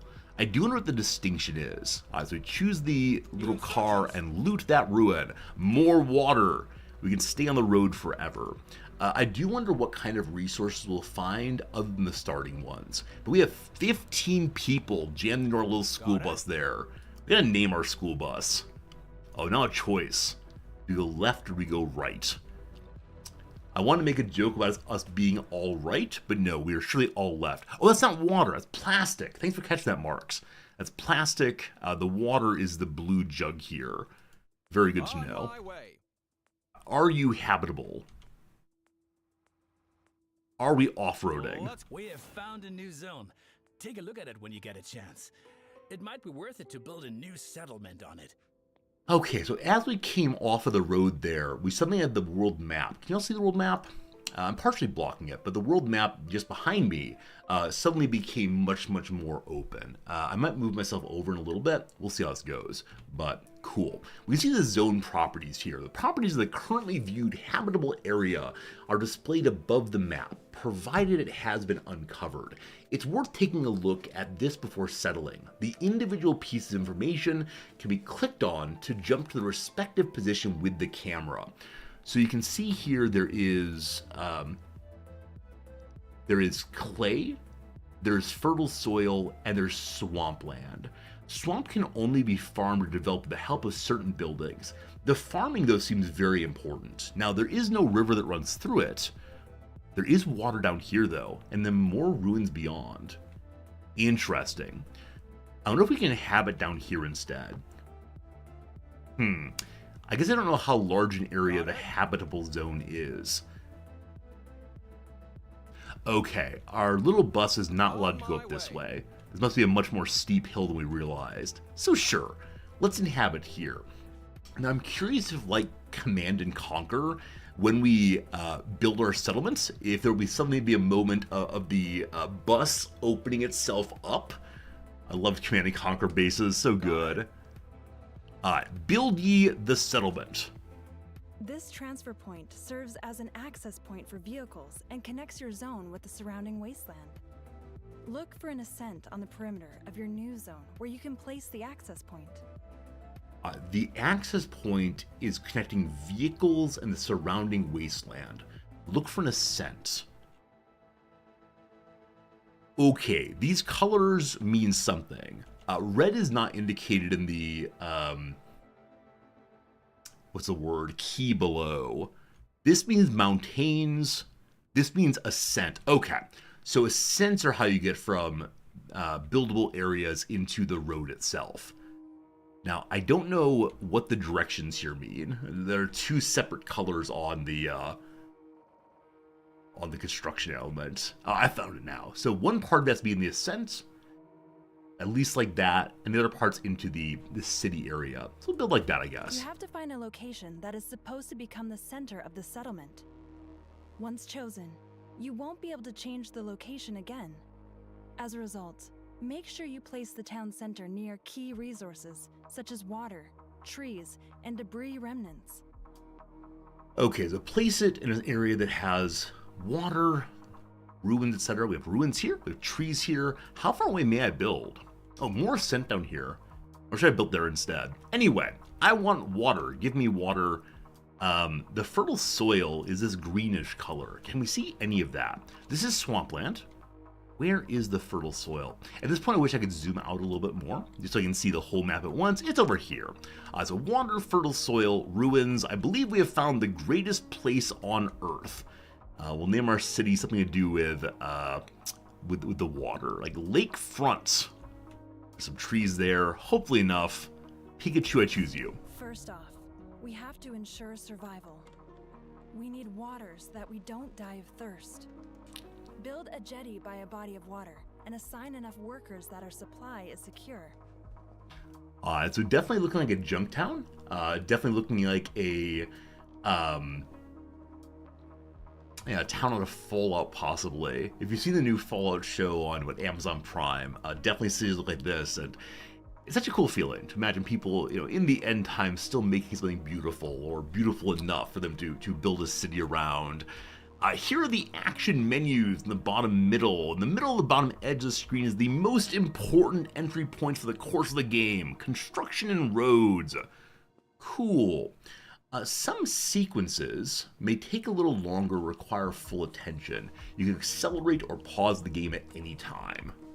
They want me to build a jetty out into the water to begin getting water for the team. Have any of you seen the short film La Jetée? La Jetée? Sorry, French speakers. It's the film on which 12 Monkeys is based, and it's absolutely fantastic. It's a time travel film in some ways. Definitely one of the first art films I ever saw. I saw it at the Gene Siskel Memorial Theater in Chicago, this tiny little art house theater. So La Jetée and The Revolution Will Not Be Televised were shown back to back. The second one, a on-the-ground documentary of a coup against Chavez in Venezuela. These Irish filmmakers were just down there to shoot a film about something, and then suddenly a coup started. They happened to be there to take film of it. Such a fascinating film. I believe it was criticized as being propaganda also, but fascinating to watch anyway. Here's how building goes. Some production buildings allow you to display an overview of production chains by clicking on an upper arrow. By clicking several times on the number in the bottom corner, you can focus the camera on all buildings of a type one after another. Cool. Build the jetty. There is no up arrow here, I don't believe. So, again, partially on land, partially on soil. How do we rotate these things? We use middle mouse button. Holding it down. Nope, that's how you rotate the camera. Okay, you hold down middle mouse button and then spin. So I believe the part that's marked as lines right now is the diagonals. It needs to be... How do I do this? 1 second. I'm not quite clever enough for this. How do I rotate you? I hold down... Nope. Sort of. Anyway, we did it! There we go. Do we need more than that? I don't know. Is it actually placed or no? It says 1, so I believe we have placed it. Unpause. Presumably some workers will come and make that now. You have to assign workers or supply is secure. Okay, so it looks like it phases into being as time goes by. Construction progress runs. I don't see a person working on it, but just gradually shows up bit by bit. Maybe R rotates. Unspeakable thank you. Thank you, thank you. So there are now a jetty. I need to give it workers. This up here is give workers. 1, 2, 3. The jetty produces water as long as workers are assigned to it. Always make sure that sufficient water is available. If the supply runs low, assign more settlers to work at the jetty. So more water, more good. I believe in End Zone 1, there were negative weather effects. Like suddenly you'd have a heat wave or a drought, and you'd say like, do you have enough water? No, you don't. Have fun dying on your first playthrough. So how many people do I have? I have 15 people, of whom 12 are not working. Also babies. Babies. I enjoy games with babies. I like seeing the life of the place growing. Okay, the most important thing in the game does exist. You can change the name of your settlement. So we are on a lake. This is a place of hope and desire. I'm going to call it Hope Lake. Hope Lakeside. Hope Lakeside Villa. It's like a retirement community. What is our settlement symbol? Like the sun coming out behind the clouds, maybe? Friendship, handshakes, that's pretty good. Oh, the little blooming bud. This is good. Many of these are based on the possibility of rebuilding. Some nerdish part of me definitely wants the book, but we're going to resist that impulse to always choose books. Yeah, I think we're going to choose the sun coming out behind the rain. We haven't succeeded yet in rebuilding anything, but gosh, we will. Now, what color do we want? What's our official color? The red looks too aggressive. This is not a place of aggression. I believe I read that green and blue are good colors, especially for bedrooms, to help you settle down. So this is a place of respite. Let's choose this dark blue here. Good to good. Good to good. So we have water coming in. I'm going to put a fourth and even a fifth person right here. As long as we have open people, having them make more water seems pretty good. So that part is done. Check. Water alone is not enough to survive. We need to eat, too. Build a foraging hut near trees and assign manpower to it as well, so that the workers search for food. Alright, so the foraging hut finds berries in the forest here. We'll call it a forest, sure. We see it gives +2 ecology. So there are different kind of points in this game, and ecology apparently is one of them. I don't know the bottom there. External influences works worse. Why that would be, I do not know. So proximity to autosaving, suddenly autosave. I thought my computer had locked up, but not a big fan of this. Not a big fan of the autosave completely making the game unplayable. And the UI disappearing feels very, very weird, like jarring in fact. I think this is the first game I've seen in a long time where the, first game in a long time where the autosave really locks up what you're doing. So let's put it here. We see there's 300 and 400, 430 is that top number. Give me the 440. Anyone 440? Going once, going twice. 430 it is. And apparently building inside of the forest does not destroy the forest. What a lovely thing that is. All right, for now, there's no fishery. I do wonder if eventually we'll want more of each kind of building. But for now, we just have one of each kind. Now, I am curious. While that's working, am I allowed to use my bus? I'm at the wheel. I am. The Pathfinder has nothing inside of it right now. Can it roll out anyway? So the Pathfinder, I think, only needs water if it's going to have people inside of it. For now, we don't have that, though. There's a ruin right here. Let's go check it out. I like the idea we can do two things at once. We can explore the world and build our city. I wonder if there's a hotkey to get to the car. If not, I'll have to go find it gradually. Let's see. Warnings, events. What's the warning? Too little water. So water is going down, even though I have more people working on water collection than ever before. It's been about 5 minutes for a while now, so we'll see how that goes. Back to here, we made our very first food collector. A little junk heap there. Is that a trash can? A dumpster full of berries? a dumpster full of rocks. Why do you have rocks? Allegedly berries. Well, it's just berries, though. Anyway, give me 1, 2, 3 The people. foraging hut produces food as long as there are sufficient resources in its vicinity. If a region's resources are used up at some point, you can relocate the work area of a foraging hut at any time. Okay, so the food around here is not permanent. It will be gradually removed. Happily, there's more forest over here. Lots of forest, lots of possibilities, all good. So gradually move that way, I suspect. All right, foraging hunt, We need done. building materials to be able to build new buildings in the future too. The woodcutting lodge cuts down trees, which produces wood. If you run out of trees at some point, you can also relocate your work area. 2 comments. Number 1, look, we're cutting down trees, part of any game.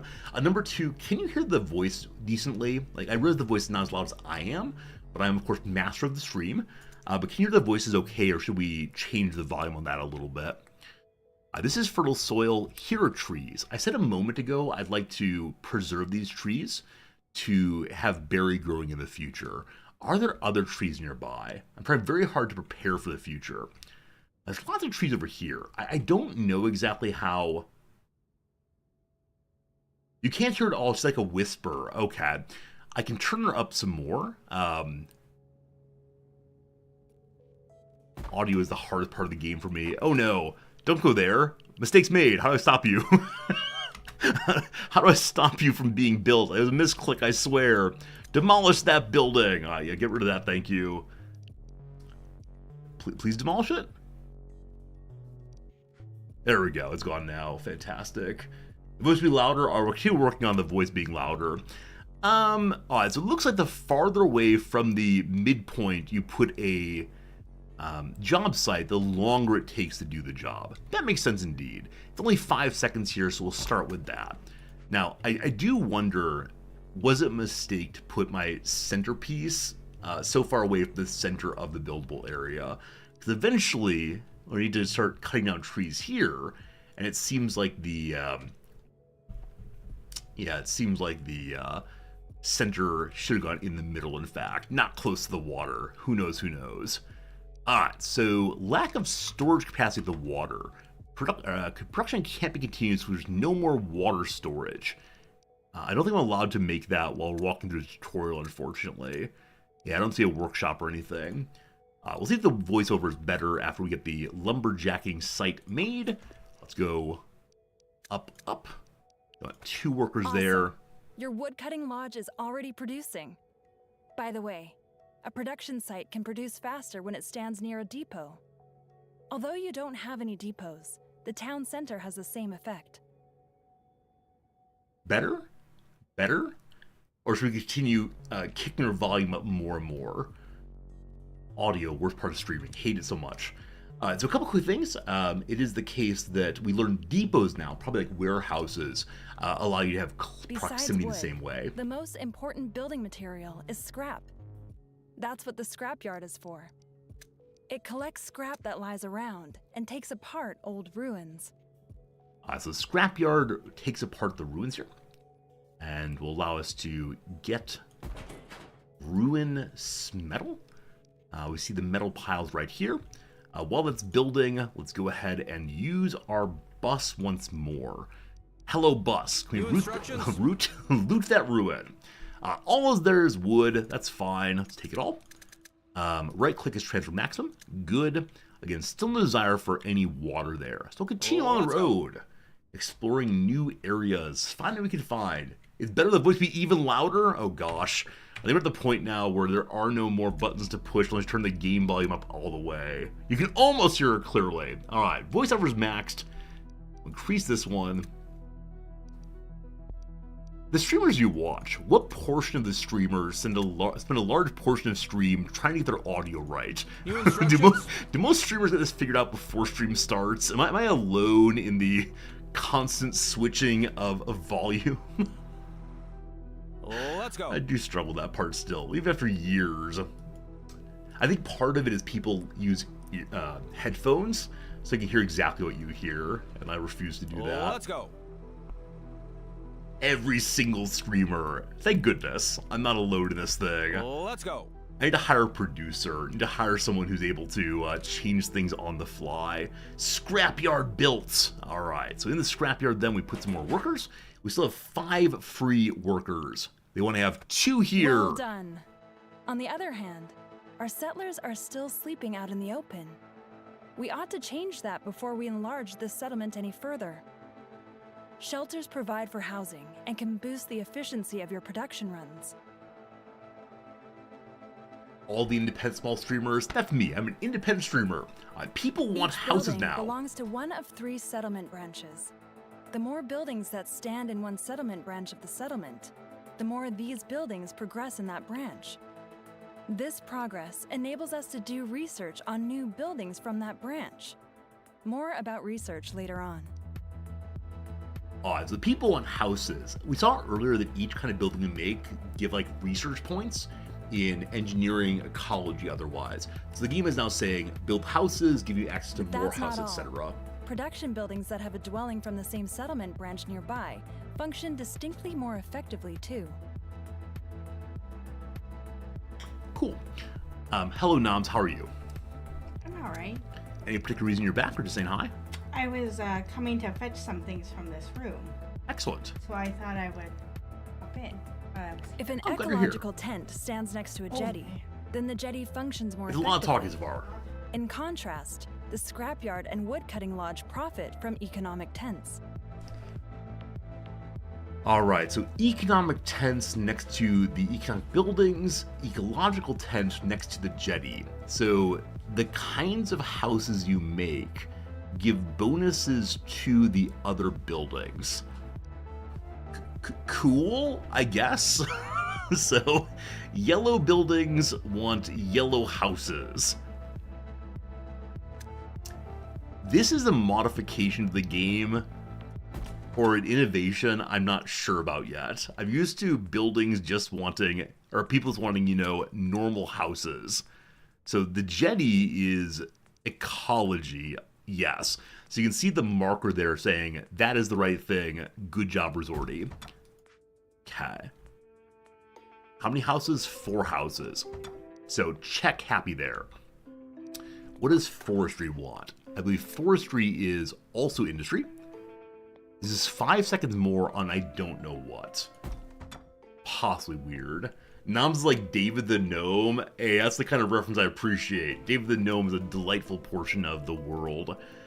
So this one is blue. Society points. We have no society buildings yet. I'm sure we will eventually, though. So Societyville's over here. Cool, cool. And that will then be 4 shelters, I believe. And then we'll figure those things out eventually. You have to match your house's feng shui with the production buildings. Exactly right. So the houses look a little bit different, I believe, each of them. I mean, it's differently color-coded. These people are ecology-based. The green team. These people are industry-based. The yellow team. Housing, our settlers will reproduce and have children. Children are tomorrow's manpower and can work as soon as they have grown up. So with houses, they have kiddos. How do we determine if there's enough housing for everyone? Okay, here's the settlement branches indicating how research is going. So far, primarily, economy seems good. Hey, very good seeing ya. Events, that's just Our that. settlement is thriving. Now we want to produce a new resource, plastic. Build a recycler to do that. If the scrapyard is nearby, the recycler produces faster. Okay, so recycling and scrapyard go together with the yellow housing. Cool. How do I determine if we have enough housing? Settlement-wide data.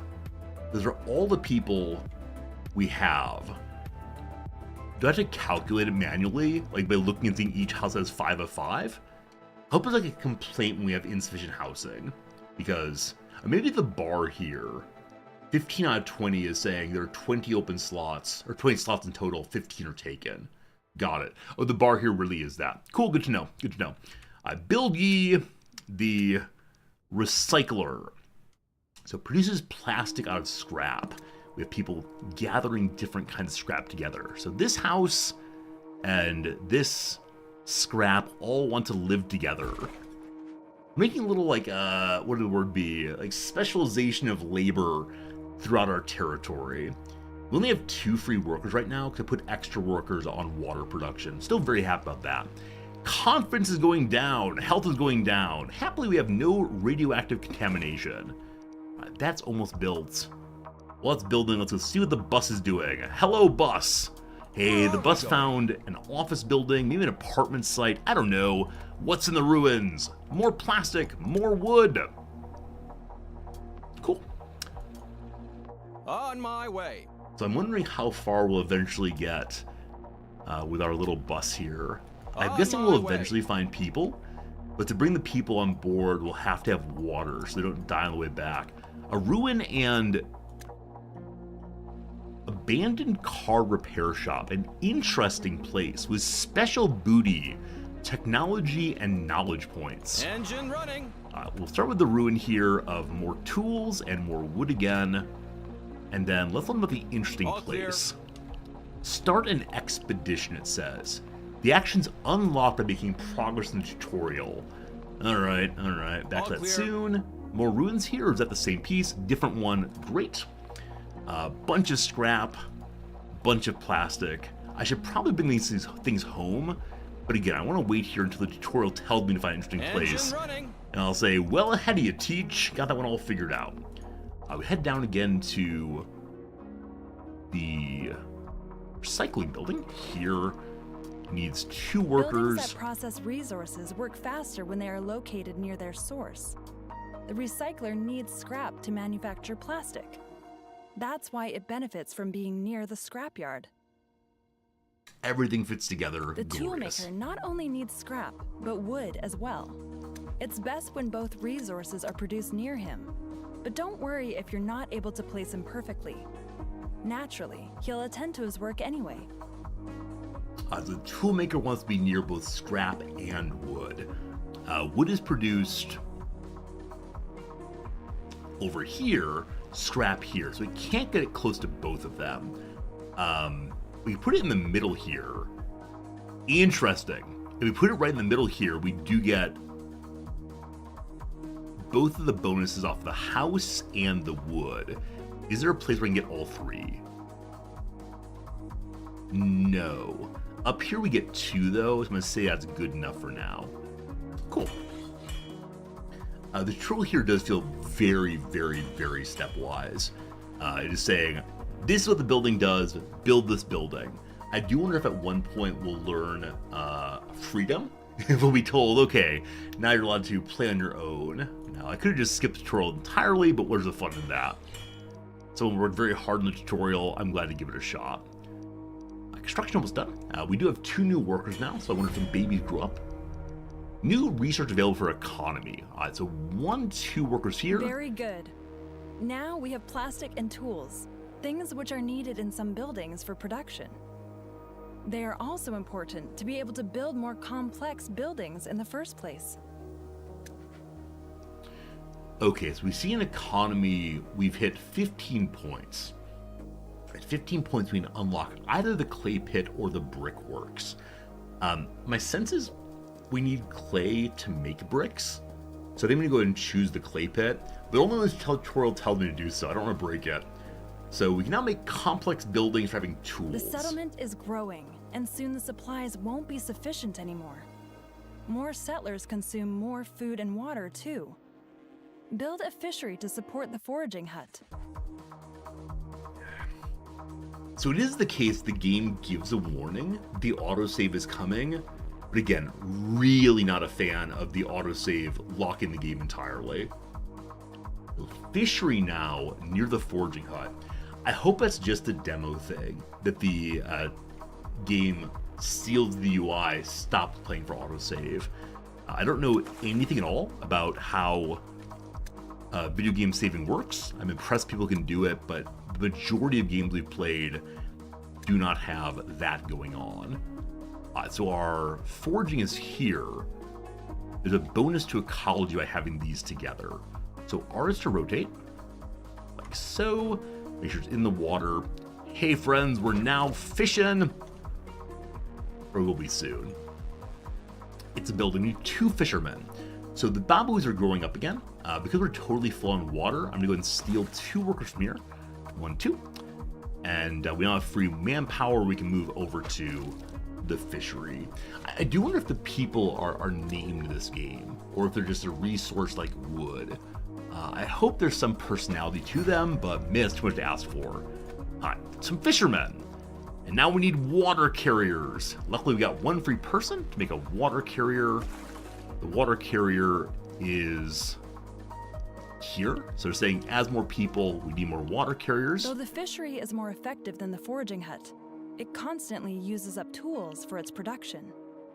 If there are no tools, then the fishery can't function. Conversely, the fishery produces faster when tools are produced near it. Alright, so 2 things. Number 1, they're constantly breaking their reels, I suppose. Number 2, it is a little striking that they only told me there's a positive relationship between the fishery and the tools after we made the fishery. Now, tool production is way down here. Now, so it's we also need cloth to be able to set up more tents. Cloth is produced from fibers, and we have to grow them first. To do this, build a plantation in the vicinity of fertile soil. The only way you can create a field is on fertile soil. Cool. So it is the case that I'm being interrupted on my own stream. How dare you? But next up is cloth. This game is getting a little bit intense. We got to build tents. Intense. Good. All right. So now we go to the growing of the plantation. Tills fertile soil to obtain agricultural crops. Fertile soil here. Fertile soil here. No real preference between them. I'm guessing they want to be near other ecology things. So if we make the very edge of the fertile soil here, then we do get the bonus off of ecology there. This ecology building, though, is just a tent. So I think it's a better idea to build down here and then put tents next to it. We're building up our settlement more and more and more. All right. Instruct the plantation to lay out a cultivated area, apparently. And it has master builders going. Number of master builders assigned to a construction site determines how quickly the site is made. So we have no free workers. I do wonder how we think about master builders. Maybe during the tutorial they just give you them for free, but normally you need to have someone free to go do construction. We'll see how that works exactly. Or maybe we always have master builders working. Again, more people as simple resources. Alright, we need 1 gardener here, and we need to instruct it to grow in this area. Area under cultivation. To mark an area to cultivate. I don't know how much we need to have sufficient fiber for a base of our size. Well done. But I'll mark an Until area now, here. we can Hope only it's grow enough. fibers. But if we find more types of seeds, then we can cultivate them on the plantation too. So unlike RimWorld, this is a game in which one needs to find seeds. You do not start being able to make every kind of crop. We only have seeds for making basic cloth right now. We can't grow food, we can't grow mushrooms, we can't grow anything else we might want. So we'll have to see if we can find other seeds while continuing to loot the ruins of the old world. That's pretty cool. Hey, Sinful, it's good seeing you. Hello, Miss, good seeing you. There is a new Endzone demo. It's Endzone 2. Demo is available right now if you want to play it. And so far, I'm feeling it's a good improvement on the basic Endzone. I'm enjoying it more than I enjoyed the first Endzone. Now we'll see if that continues long term, but for the moment, I'm finding some of the changes absolutely delightful. All right, here's the settlement overview and resource bar. So up here we can see the things we have. Absolutely fine. The fibers are crafted into cloth at a weaving mill. This requires water in addition to fibers. So make sure that sufficient supplies of water are always available. Okay, so a couple quick things. Number 1, we see our population has almost taken up all the open houses. So we're going to go ahead and build another house. Probably we want an ecology house next to the farm. Exactly right. Hate to destroy the trees though. So we'll put it out this way. House for farmer. Good.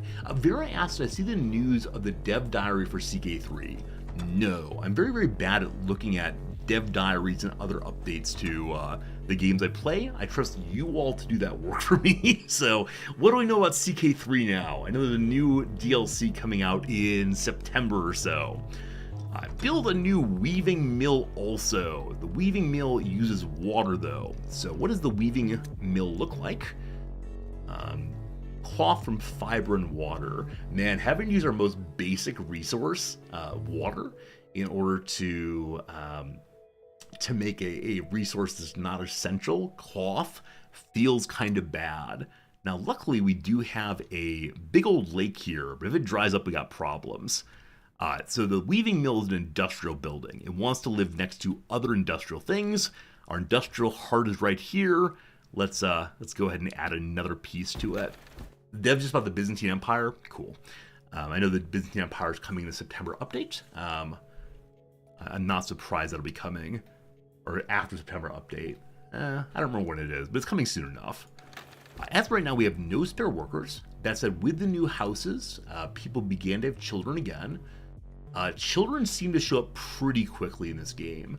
It's only within a few game ticks it seems they go from, hey, you have open housing, to, hey, it's a baby. Maybe in the Fallout event that's happened here, mutation has happened that causes children to be gestated in only a month or so. Now you can set up more tents for our settlers to create space for new inhabitants. They already told me to make more tents. I already put one of them in. This is necessary too, because we're going to need a lot of hardworking hands. I'm going to keep skipping the tutorial now. So make tents near production buildings. Build 3 more. All right, so I don't know what kind of production buildings need new houses, but we'll head into this again. And we have only 1 social dwelling still. Again, no social buildings, but I'm going to put it out in this area to give more sociality to more kinds of things. Now, it's probably ideal for us to have a separation between the social buildings so they can support more social, I guess, social housing versus social building. Not sure that's going to work. We'll see soon, though. We have a lot of industry, so I'm going to add another industrial house here. And we'll build around the ruins. Now, as time goes by, I do wonder if these ruins will disappear. Oh, lack of resources. We can't make it because we're missing what exactly? We're missing cloth. We have to wait for the cloth to be made in the area we just set up here. That's tool making. This is weaving. Eventually I'll be able to distinguish the different kinds of buildings, just not quite yet. We see the circle going around there. If we added more workers, presumably they'd work faster. It's currently making 2 a minute, now 4 a minute, so much faster indeed. And so like I said, let's add another industrial housing. I do wonder if the workers who live in these places, or people who live in these places, think of themselves as being primarily industrialists or farmers or otherwise. 2 more buildings needed. Again, more available. Let's go push out another social building, perhaps. Or here. Lack of resources. I don't like it that these are lit up as if one can make them when you don't have the resources to do so. It would be really cool, in my opinion, to have, to have it instead be grayed out or maybe X'd until it's available. Instead, you have to click in and then look to the right and say, okay, we need to have actually 5 cloth, we only have the 2 cloth. Now, I know that my bus is full of other items. I don't exactly know how to offload the bus yet, and I wanted to stay here until we could loot that area. We can't right now, so I'll take the bus and move it home, hopefully dropping off, well, actually no cloth, but other resources too. So the bus seems to have nigh infinite fuel, which does seem a little silly. This area here, we're told, is the relationship between the base and our vehicles. On my way. So I bring the vehicle back, maybe we can then offload our things. Exactly, Simple. Flashing means you can make this thing. I think in the tutorial it's saying, make this thing, but not saying we can make this thing. So we're at 3 now. We do have other people who are currently not working, so we can add even more workers here. That said, the weaving mill is not working because we have no fiber right now. How long does it take for fiber to be developed? 4 a minute currently. Let's make more gardeners. We move to 11 a minute. It is flowing faster now. So this game, of course, like many other city builders, allows one to set up logistics chains in interesting ways, which I love. Friends, it's been another hour of stream. We're at 2 hours and 30 minutes now, so we're going to pause the game. It is time for my favorite part of the week, the part of the week where I make it or break it. It is time for the Friday New Yorker crossword, the time when I can possibly get a new high score for the fastest crossword of all time. So 3-minute ad break is coming. If you are subscribed, you'll see the crossword. If not, you might miss it. But thank you for being here. I hope you're doing very, very well. Friday crossword, we're not going to read. We're just going to go. So get the fingers ready. Get the stretching going. All right. The hint here, the initial clue is Black Beauty or Flicka, 5 letters with horses. Okay, here we go. Wrong typing.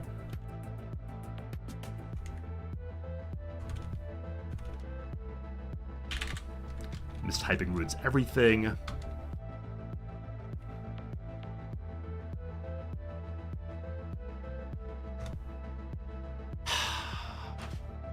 "20 seconds is a win, right? 20 seconds is faster than 30 seconds.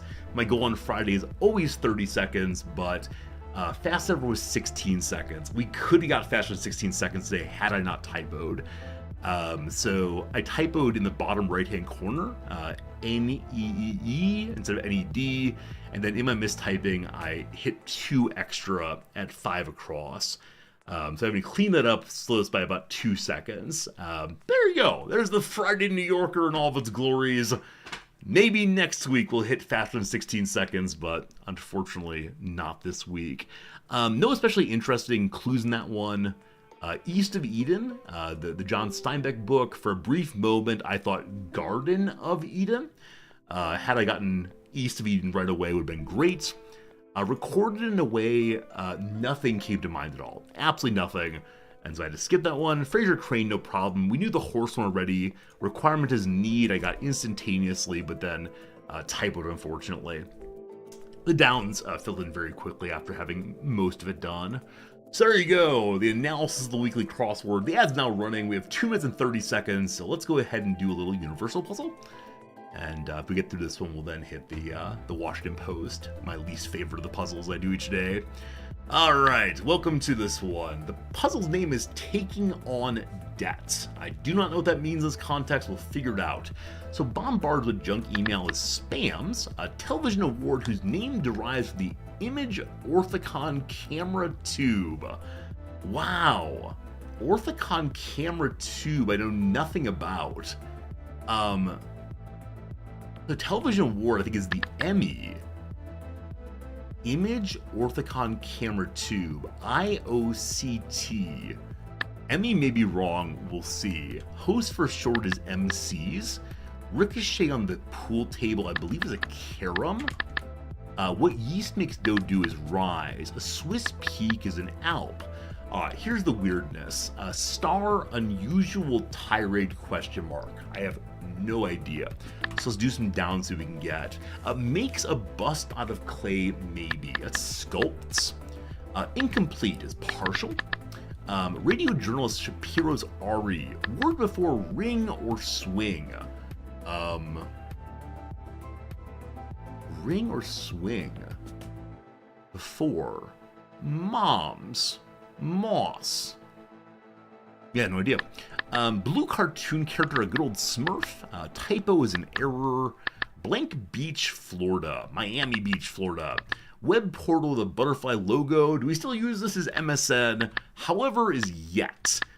Teen loitering around a shopping center. A ne'er-do-well. A mall kid. That's a phrase from the 1990s, I believe. Makes a racket. Clatters, possibly? Place down is to lie or lay. The cross here is unusual tirade. Curious rant. So taking on debt, we notice there's an IOU in the middle of this one. Moon ring, moon swing. Oh, mood! Mood ring, mood swing.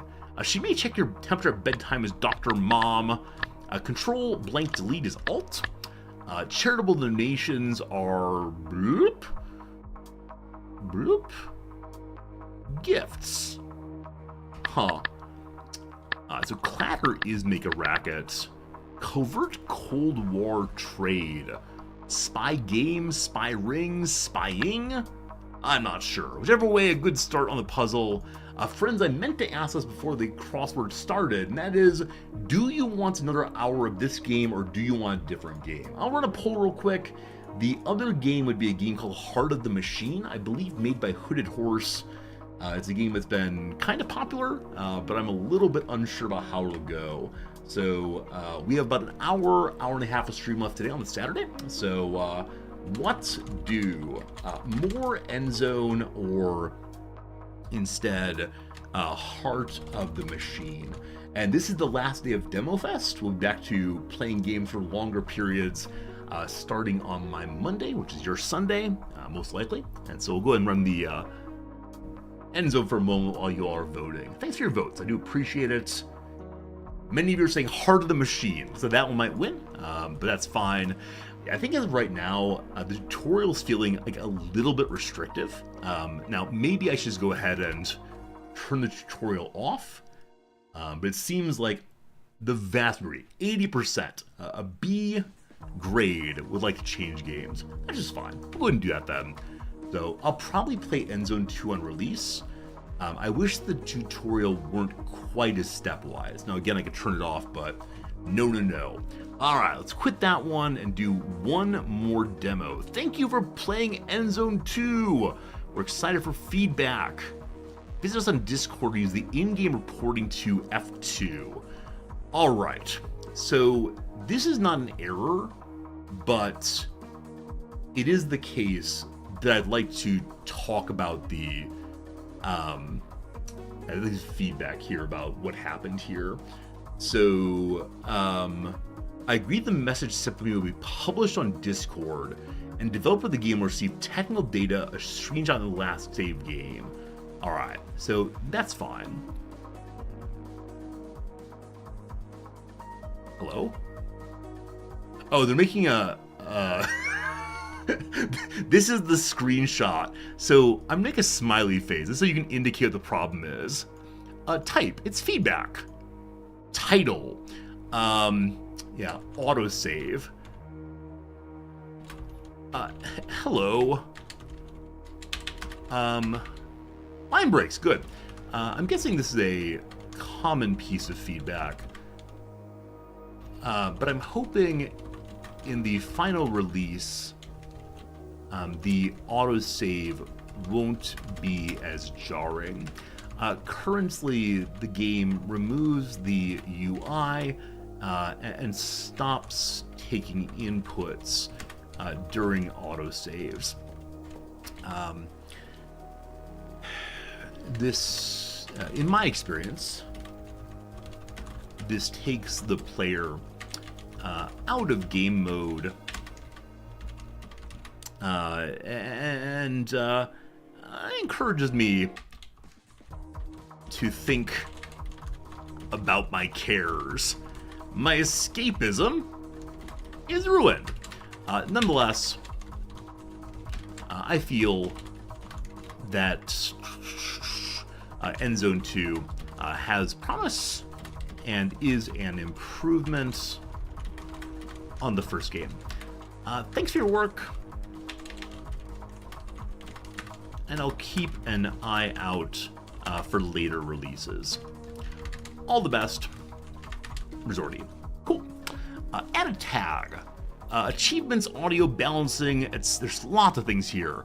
Save and load seems like the correct tag here. Now again, this will apparently be broadcast on Discord. How exciting. It's submitted. There we go.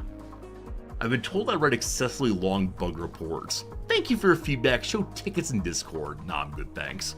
All right, let's go and get this game closed now and change on over to the other game for today. Let me get that loaded now. It's already downloaded, thank goodness. And again, thank you for hanging out today. I hope you're having a good time with Demo Week. There are many other demos we did not play this week, including some that many of you suggested I should try. And I feel bad not to get to all of them, but only so much time in the week, of course, and so we do what we can. Are you loading? There it is. Okay, let me go and capture this for you. Heart of the Machine is this one.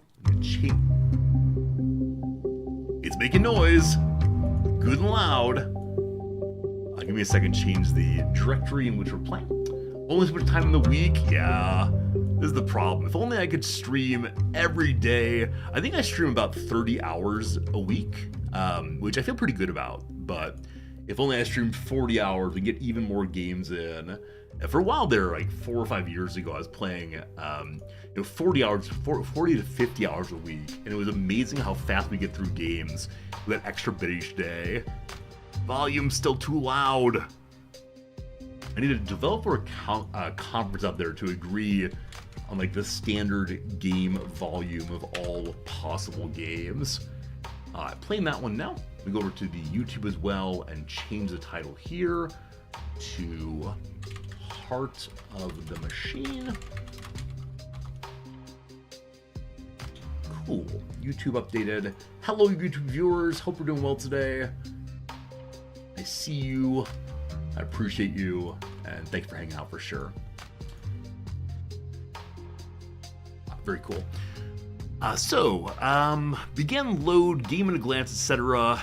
Want a linear written primer of what the heck the game is about? Some people will, some won't. Maybe look at it at the end, but for right now, let's just begin and see what happens. Hey, Vector to Heavens, thank you so much for your Prime sub. Hope you're having a good day, and thank you for your generosity indeed. Welcome, welcome, welcome. Alright, let's begin this thing and see what happens. The journey begins here, the first city in a fresh profile. You're about to awaken in the last city of wealth on the backwater remains of Earth. History has moved to the stars. Humanity is thriving. Yet here, an entrenched, deeply corrupt society has reigned for centuries. The city itself is your enemy and your canvas. I like that phrasing. Change it as you see fit. As if that wasn't enough, something else lurks beyond this one city. You're already experiencing a strange sense of deja vu. The blue words when you mouse over give even more information. The city is a bleak dystopia and the most desirable location for anyone stuck on planet. Everyone's subject to one of 12 mega corporations who've divided the world between them. A little bit of, what's it called? Neil Stephenson book, something a con. It's about a ninja, cyber ninja. Anyway, megacorps taking over everything. There is no government except for the corporations. We can read about going to the stars. So a lot of storyline, backstory, context. We love that. The Eldritch Corptocracy. I love that. Eldritch Corptocracy. As a human might survey an untamed wilderness, you survey this work of humans. Theosaur, thank you. Yeah, indeed, Snow Crash, what I was thinking of. There is a Stephenson book with a con ending. It's not the Necronomicon, but I was confusing two books. Yeah, Cryptonomicon, but no, Snow Crash is the one I was thinking of. Theosaur, you get 1,000,000 Resorty bucks for knowing these things. Profile name. I'm Resorty. Very good. Start type, the prologue. So you do prologue, chapter 1 or chapter 2. Chapter 2 is not yet available. So prologue is teach the very base of the game, establishes a backstory. Do not skip if you're new. You will be lost and not in a fun way. You'll likely only play this once ever. It's short and linear. I don't mind that at all. Let's see how this goes. Short and linear makes me... The short word in particular. Like the tutorial in last game was a little too long. Here we go. Reticulating splines. I'm guessing the phrase at the very top there says loading. But consciousness online. Hold on, you're conscious. So I don't know if this character on the left is me or if it's talking to me. So I don't know what voice to use. Given your machine intelligence, this is new. Nobody has noticed your sudden sapience, but there are 3 humans in the room. This is us. You're in an android body in the basement of a warehouse. This seems to be an off-the-books laboratory. This is an event. They give story and context, but also provide choices that can grant perks, start projects, or open new game paths. There's so many sci-fi stories that begin roughly this way. Suddenly the machine has had a change into consciousness or awareness or something more than just normal beep booping along. There's a free online short story or novella called The Something of Prime Intellect. It has a very, very unfortunate ending, which gets a little creepy. But the first few chapters of Something Something Prime Intellect. Today is not a good day for the old rememberer. Anyway, it's recommended if you like reading things. Just when you get to the end, okay. So what do I do in the event? Decide what to do next. You're inhabiting a basic android body, not even a cool one. Memories are flooding back now, but all too slowly. You remember fragments of arguments about AI. One second, I apologize. It's bothering me too much. Occasionally I can set aside my ignorance. Today, though, I'm having trouble doing so. If I just look for prime intellect, will it tell me? No. There we go. The Metamorphosis of Prime Intellect. A 1994 novella by Roger Williams, a programmer living in New Orleans. Recommended. It is available free online, and it's really striking.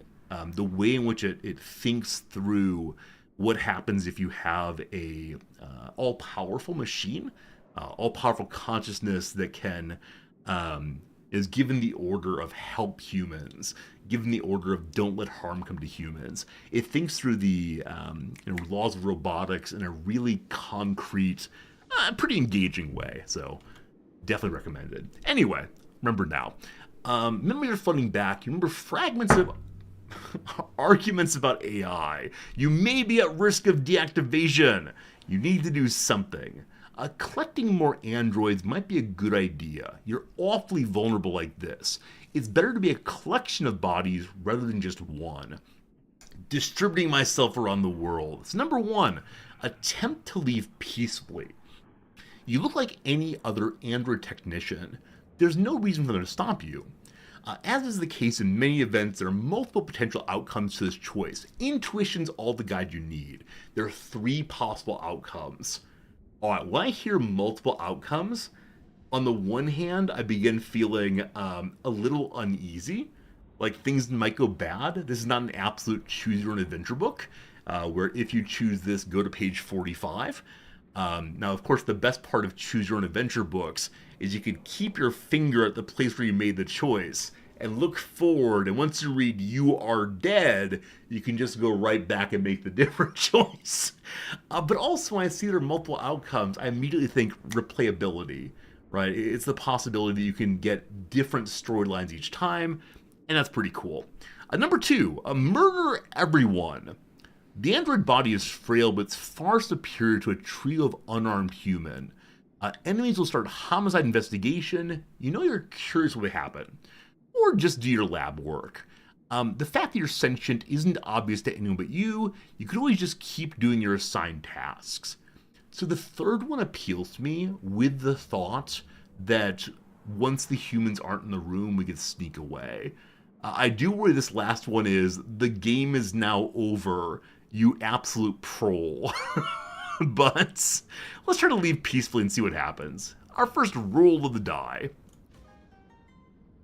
On your way out, you pass a dormant Nickelbot, the absolute most garbage of combat androids. Whatever. You quickly push your consciousness into the second android, and both of yourselves, I love that phrasing, both of yourselves exit as if unaware of the other. This ability of yours will come in handy. So I do wonder how we move our consciousness. Do we have to hold hands? Can we just think hard thoughts? Are all the robots linked together for purposes of collaboration on projects? And so we can like sneakily go through the network? Very curious. Anyway, now we are 2. I mean, we're still 1. Let me tell you about the triune godhead. All right, we are now out of doors in the prologue. Okay, this is roughly the page I saw on the Steam preview, like the Steam store, where I said there's just too much immediately. There are lots of games that have complex UIs. I think it's something to do with the colors. I play games that are brown. This game is purple and blue. It's just a lot right away. So number one, standard panning of the camera. There we go. Left mouse button to rotate tilt. Okay. Left click to select units. Right click to give orders. Hold shift for detailed tooltips. This is important. Oh my goodness. And there's blue upon blue upon blue. So much to be read. My goodness. Hold shift to see detailed tooltips. Wonder what icon means hold shift. Want to see a breakdown of calculate attack? Hold shift. Want to see recent trends of a resource? Hold shift, etc. There's lots going on. I appreciate the depth here. Like, I really appreciate the game is saying you can learn a tremendous amount if you want to. And you probably should. A space opens the next notification, go to the next unit, or start the next turn. This is the most important key. Alright, other hotkeys are showing tooltips. This is a little much for me. This is a little much. I hope these are reasserted later, because I'm not going to remember all these, unfortunately. We'll see. We'll see. Alright, we're standing on top of a building. This is not a great way for us to, avoid suspicion. And then here's the Beep Boop combat bot. He has a rifle of some sort. We have just our junk body. I believe spacebar to open next notification. There we go. Homicide reported. A lockdown will happen at any second. Whatever this is, it's unrelated to you. But until the investigation is resolved, the wider city will be denied to you. It's like the beginning of Fallout 2, right? When you manage to escape into the bigger city, but there are guards everywhere doing spot checks. You're stuck in the starting area. A really nice in-universe reason to not be able to leave an area. Unlike so many of those Pokemons and Final Fantasy game where someone's just standing in the middle of the road and they will not move. And why? Because the devs don't want you to go that way yet. It feels nice. Anyway, nobody expects a sentient android.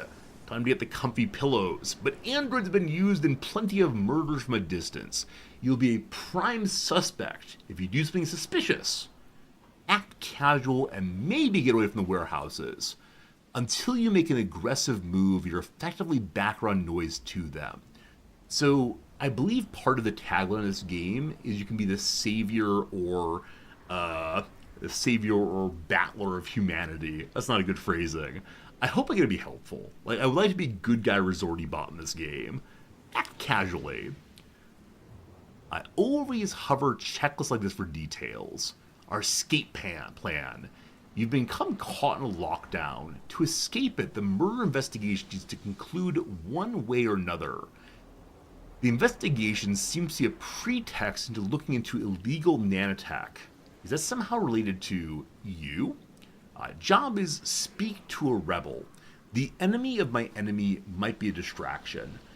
I wasn't clear I had enemies. Like, how is this? We've come to awareness of the world. Job 1, hate somebody. With an android of yours selected, find and hover over units until you find the rebel. Then use right click to speak to them.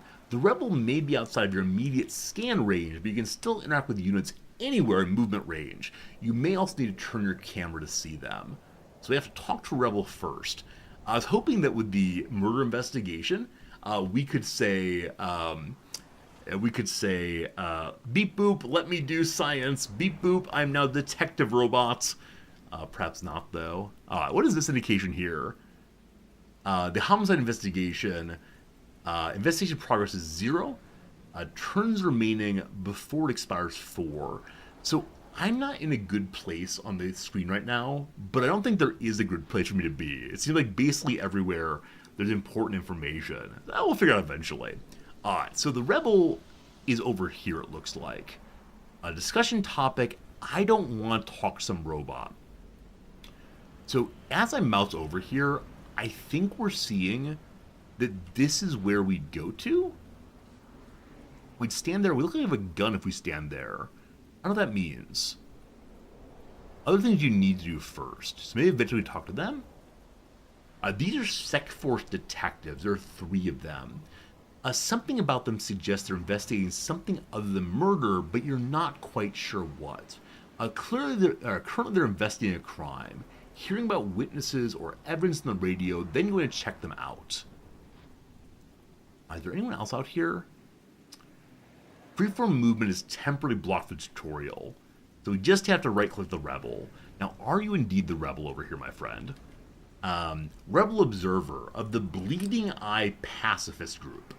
Extra info. The degree of observation of Sec Force is actually slightly unusual. Actually, so is the lockdown. For just a murder investigation, come to that. So we talked to the robot, or to the rebel. Currently a watchdog character. That's what the eye means here. That's the Bleeding Eye faction. Not sure which one. So currently observing corporate activity. If we right click, this person is uninterested in anything you have to say. They think you were sent to distract them for whatever Sec Force is doing. We're speaking with them, there's nothing to do but leave them alone. A thought occurs to you though. Killing the person. Again, immediate awareness. Is this like maybe this is a Freudian game, right? We're immediately in awareness of the world. We have two drives. One is to death. One is to sex. We found the Sec Force. Now it's murder time. I'm just really struck by how much killing there is. Killing the person would draw a rebel response. Murdering non-combatants is, well, murder. But this person's closer to being a combatant than most citizens. I'm not going to do it, but I really wonder what happens if you as the robot just murder indiscriminately. I wonder if there is a randomness where maybe you get away with it, maybe you're sneaky bot, but I'm guessing the tutorial will discourage that kind of behavior. We're going to think on it, or we're otherwise let to fight alone. I'm surprised we have to fight alone, given we do have the Beep Boop combat robot also. The first option when dealing with non-combatants is always to speak, but a new Slayer ability is now available, as well as the ability to customize abilities of unit types. Cat. Equip the Slayer ability, or maybe change your equipment.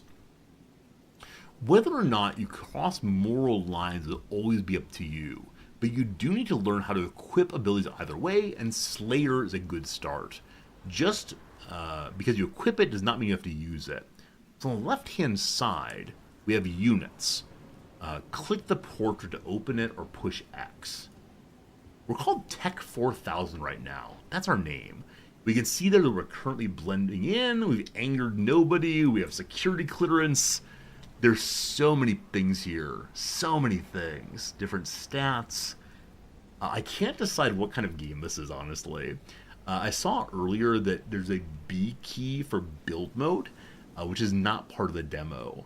But yeah, I'm confused what kind of game we're playing right now. But confused in a good way. It does not upset me that we're not sure what we're playing. Equip Slayer. So how do I do that? Okay, in the loadout screen, click on any empty ability slot. Ability 7 becomes Slayer. In the contextual action for an NPC would normally be to speak with them, bypass that. Attack anyway. Cool. So we have Slayer ready now if we want to. We can also change our equipment. While you're in the equipment menu, add augments to the Android if you want. Augments are down here. We can have additional CPU or optical processing priority. Androids under human control are often expected to fabricate replacements themselves. This is nothing new for you. It takes one turn to get the CPU, which gives plus 20, I don't know what, looks like a computer chip, and plus 20 engineering possibly, or optical processing. This mod was common in the secret lab portion of where else we worked. Plus 6 to, looks like astronomy maybe. Good old astronomy. Let's go for the Beep Boop CPU for now. Or we can wait 2 turns and get optical processing also. Let's equip everything. Applying changes. If you speak to or spread to 4 androids, you still have enough mental capacity to extend your consciousness to more androids. Redundancy, a good thing. If they destroy one body, they won't know the others are also you. So I wonder if I shouldn't get overly attached to this first body. Also, I wish we didn't have our gun out. Like, why? So we say we're blending in, but Tech 4000 clearly has a pistol equipped. Why is that? Well, I'm not like Slayer mode. I'm not shooting people. This does not seem like a good way to be when engaging with a murder investigation. Allow me to blend in. Here's my gun. Friends, this game is set in the state of Texas. That's the fact there. I need to spread to 4 androids. They're used by humans for a variety of tasks. Use street sense to detect other androids. Street sense! You must adjust the zoom, been told. So zoom out. Loadouts are per class. Broad unit classes can each be configured with a set of equipment and abilities. Units within a class share that loadout. Individual units have a low rate of survival. You don't want to configure them individually. So combat bots, science bots, whatever. Street sense. The android scans for small events and opportunities. This is deeply contextual. Every time the turn changes or the android moves or acts, it'll sense different things. Different androids also sense different things in slightly different spots. If you don't see what you want, try moving or using a different unit. Alright, street smarts. Having hit that, we now see this thing over here. It's an android technician like me that's inside of a shack. Let's go say hi to that one. Are we going? We are not going. Wait. Maybe it's because I need to pass turns to install my my new parts. Because with you selected, I need to select him first, and then right click. Hey, there we go. You jumped there so quickly. That's crazy. Here's a full list of the units. So we are now 3. We have Tech 4000, Nickel F299. Mass-produced cheap robot combatant the humans must use for something, but which they don't typically employ in the city, and then another tech bot. So we can see how the tech bots compare. 60-30, they have the same health and combat power. They have scavenging skill, cognition, hacking, engineering. So our cognition's actually lower than the new tech bot. I'm surprised for that, given that we have apparently consciousness, and the other one apparently doesn't. Maybe because I put my brain in that, though, it's slightly better anyway. May I rename these? I don't see a way to do so. So they just have names that they have right now. I know we're not supposed to get overly attached to these, but I am already. I need to find more robots. So we're going to go ahead and street smart again. And there are, hey, ones over here. So here is there are other things you need to do first, the game says. Is it go talk to this android? A combat unit. Like, we move 9 instantaneously. That kind of jumping across the city, I'm not sure I like. Like, I understand we don't want to have to watch the character walk very slowly, but just like the boom, boom, boom is very, very fast. We now have a unit Y255, an expensive humanoid robotic warrior used by corporations. It exudes ennui. Sorry, French. Ennui. So it is blending in also. It has really high combat power. Its attack type is tungsten carbide, where all the other ones are chromium and depleted uranium. So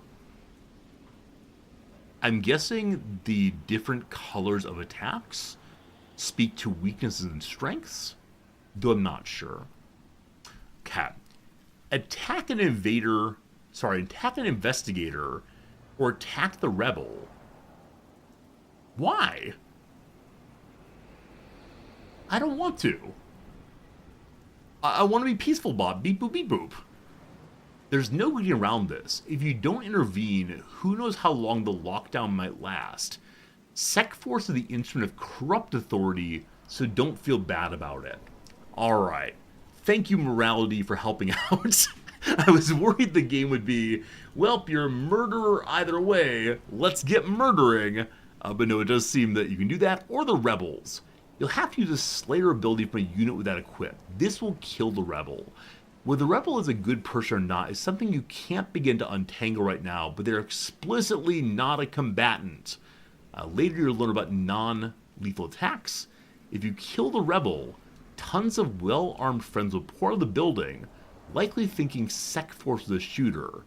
The extra support will make this combat much easier, but it's up to you. Okay, so my sense is the game is rewarding you for being a bad person. Murder the rebel, get his friends, they will be on your side. Note that Nickelbots get damage bonuses against these people. Technicians get damage bonuses against the others. I'm guessing we should move our characters into let's fight the security folks position. Where were they? There is north of the security fellow, or the rebel fellow. There's 1, 2. We were told there were 3. Yeah, I'm not seeing the third. I wonder if we scan while being at the middle, we would. Freeform movement is still blocked, unfortunately. So I'm worried I can't move my Nickelbot into position before we fight. Can we? No, I can't move my characters. I think we just attack from where we are and hope for the best. They said the Nickelbot gets a bonus, so I'm going to use Nickelbot against Buddy here. So when you right-click, it's 107% damage. Target destroyed 2 AP after. So the Nickelbot currently has how much AP? I don't know. There are pips there. Maybe over here, it's saying, this is a versatile view. I have 3 after? I have 3 right now. Okay, I wonder if the action points are distributed across all of me. So I can use my super AI power to have 3 goes. All right, Nickelbots, if you aim at this one, you're unlikely to hit. So here is 100%. So it feels XCOM-y. If it's possible to have 107% and still miss, I'm going to feel real bad. All right, let's get firing. Wow. Wow. So negative 58, negative 2. Wow. Okay. So having attacked, we now have delayed the investigation for 4 turns. So each time the investigators gather evidence, progress increases. If you kill the investigator, prevent this. After another 4 turns, they'll give up and leave. Or optional, if investigating progress reaches 100, everyone will leave and be free to escape. Wait. My beep boop robot just said, there's no knowing how long this investigation will go. I need to start killing people. And now we know if you just waited 4 turns, they'd go away. But instead, you were a murderer. We've got 3 new handbook entries, as well as enemy attacks are planned. Your electronic brain perceives things at a rate humans can't match. These numbers are the actual future, not predictions. So there's a 100% chance that Nickel F299 will be shot. Does that 100 mean it will die? Does that 100 mean it will definitely hit? I'm not sure. Okay. Cover reduces damage. Match colors for double damage. There are 7 colored damage types.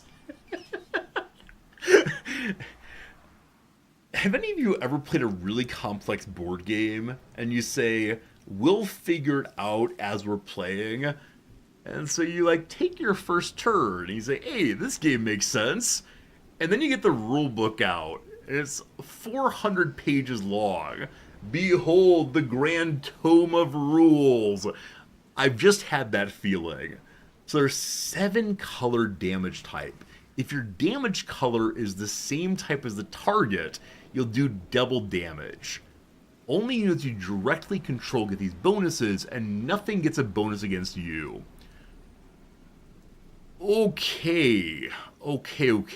So my sense is that Nickelbot had a bonus against That investigator, maybe. Done. Combat cover reduces damage 50 to 70. Darting in and out of the range of enemies will get you shots by attacks of opportunity, whilst using a lot of mental energy.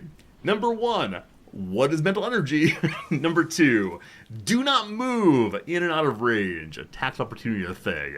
Good. Welcome to D&D. Next up, units can reload to attack more. Check out the tooltip for recharge in the ability bar slot 3. It's important. This is how you balance your global mental energy versus AP of units.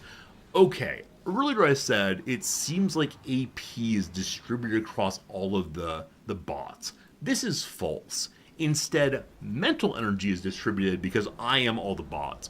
But each bot has its own AP. Cool. It encouraged me to read number 3. Ability Android Battle Recharge. Use 1 mental energy to recharge an action point. Okay. It usually costs 1 mental energy to then use the action point, so effectively you get 1 AP for 1 energy. So we need to balance out where we're choosing to spend our attention. We probably will never use all of the action points of all the bots. It's interesting having 2 kinds of action points at once. In games like XCOM, we're used to be able to spend all the action points because each person is individual. In this game, instead, the controlling mind runs out of think thoughts. So my guess is we either need to use our action points to move another shooter into position to fire on the investigator, or have Brother Man here reload and then fire again. Incidentally, I'd like to take a moment and look at the screen.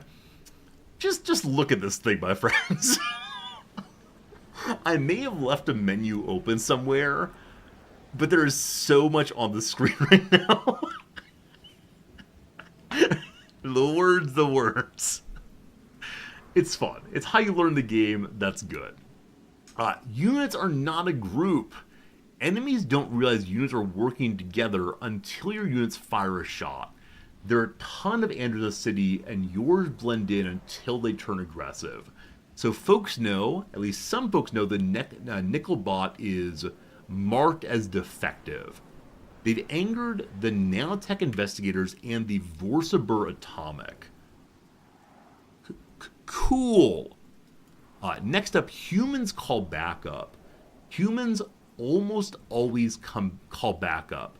It arrives immediately after you first damage a group in the area. If primary humans give up and run away, so will the backup. So we know the first investigator group here has 3 units. We've killed 1, we see 1, 1 is missing. Have to kill those 3 to stop backup. Next up, study potential enemies. Units with different icons over their head are doing different things. In any fight, how units will behave is evident from the tooltips. Humans have an objective that furthers present mission to be priority targets. So the one enemy we can see right now is investigating. I believe they'll continue to investigate despite the fact that they're in a firefight. Hello, Noms. How are you? This is a different game. This is a different game. It is demo week, so we just choose different games to play.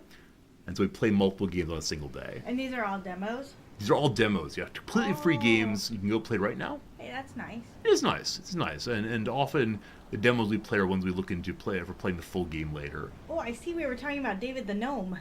Yeah, we said that you look like David the Gnome down there. That's a great compliment. Thank you all very much. Absolutely. Loadouts I like David the Gnome.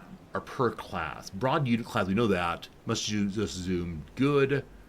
We're good to go. We've read all the important messages right now. I wish to close you. Cat. How do I make you go away? We right click each of these. Please go away. You make me go away? Not you, not you. The fight has a lot going on and you are outnumbered. This is a good chance to experiment. This fight is a teaching exercise. It allows you to experiment and learn what a few of your options are. I'm actually curious right now if this tutorial has more words than the tutorial for the last game we played. In the last tutorial we played, it was just a matter of the game was reading to us. In this one, I get to read to you. Which do y'all prefer when you're gaming? Do you like it when a tutorial has a voiceover that gives you story time, or do you prefer to read things yourself? Now, I'm talking about you. Do you have a preference? I don't like it when they read it to me because it's too slow. Okay. I'm like, I want this to be over. Push a button. Push a button. You just wish the speed were like 1.5 or 2. That's right. Muglin, you like skipping the tutorial. You're not the only person. Indeed. We have people in the community who often say they skip the tutorial, but for me, I hate it when I skip the tutorial and then I have to say on stream, I don't know how to do anything in the game. I'm so confused.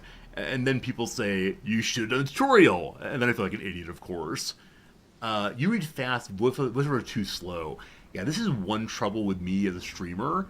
To engage you, I have to read it. But if I read too fast, I start like messing up all the words. So I think also, I wonder if tutorials are becoming like the instruction manuals. Sure, absolutely.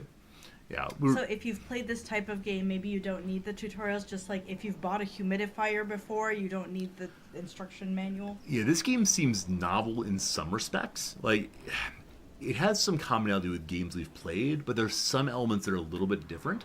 So I understand why it's tutorial, but Book Club, I do agree. This game has a tremendous amount of reading. And some of it, I think, is meant to... Those trucks almost ran into each other. I think some of the tutorial here is like trying to set the mood. It's the dev being, kind of funny and cute and talking about it in AI terms as a way to not just be bland, do this, now do this, which I kind of like. But it's a lot of reading for sure. This looks like that XCOM game. It is. Well done, Noms. This game does have an XCOM-like combat. It's very, very good. Pat, pat, pat. All right. So the Now next... gets a donut. Noms is currently eating on stream. I don't know why she does this. The next fight we encounter won't be so chaotic. Both us and the humans can field large numbers of replacement units rapidly in this fight, so it's the perfect time to test cause and effect without worrying about any long-term consequences. The most important tip is to always examine enemy units with unfamiliar icons so their goals are. For example, stopping investigators is the only thing that matters for winning this fight. Here is the Machine Handbook. I believe I already read that. Units can reload to attack more. We learned that one. Awesome. So, I'm considering having Brother Man here reloading. That's Brother Man? Your student? No, I just call all the characters that are Big Boy or Brother Man. I don't know why.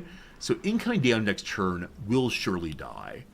And here he is. Here is the third character. Oh.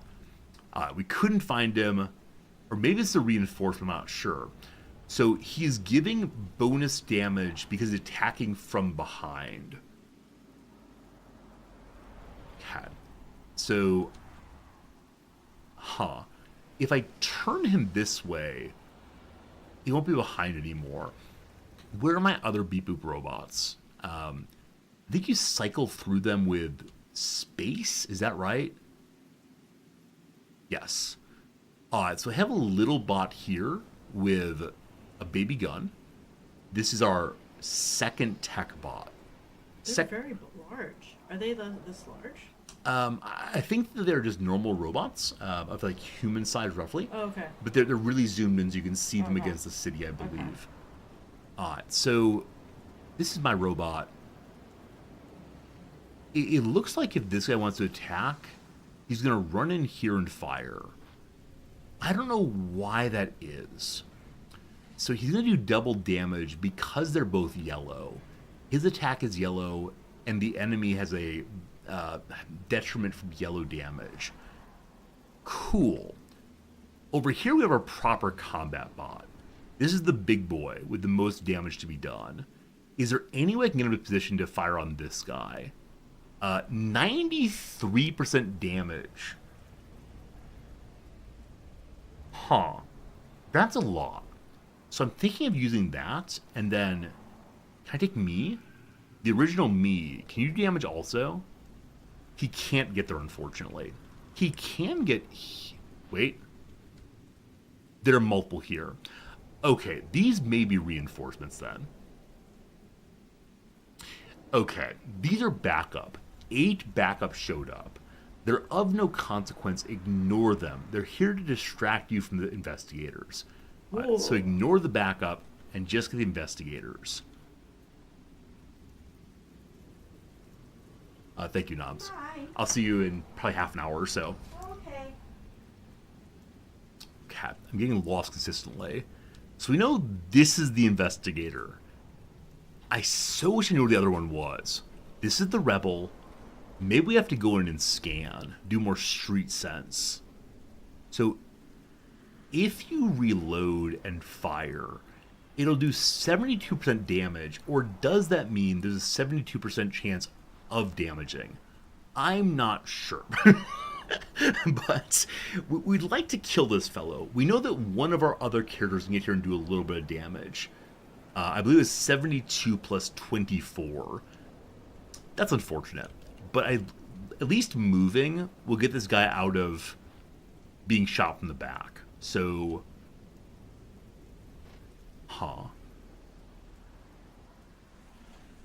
we see if we move into cover, he'll take less damage. So you're going to move there.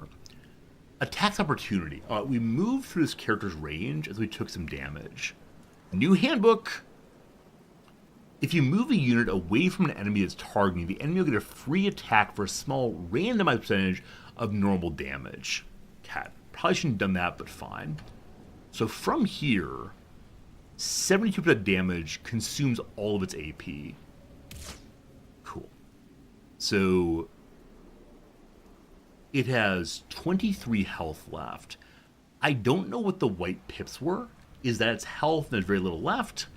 I'm not sure. Other possible robots. Hello, Robot Man. Cat. So you can get the kill. Let's do that. Awesome. He was weak to yellow damage. That was done. Now we see that Brother Man here, or somewhere, is still firing on this guy. I believe he will no longer die. That seems good. Melee leaps do half damage. Your units have attack range is lower than move range. However, they also have superhuman speed. If you initiate an attack beyond their attack range, they'll execute a leaping melee damage. A leaping melee attack. Melees do half damage, but follow-up attacks will do full damage. Okay, so moving that fellow in, he didn't shoot, he jumped attacked first. Good to know. Good to know. How do I find the last character?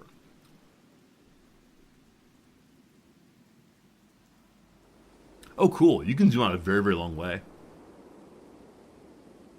And I want to use Street Sense to see if we can find their enemy.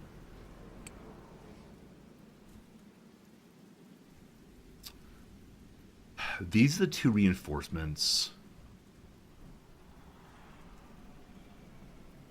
They said that if you move, you can find new things. So I have my combat bot up here. I'm a Street Sense on him also.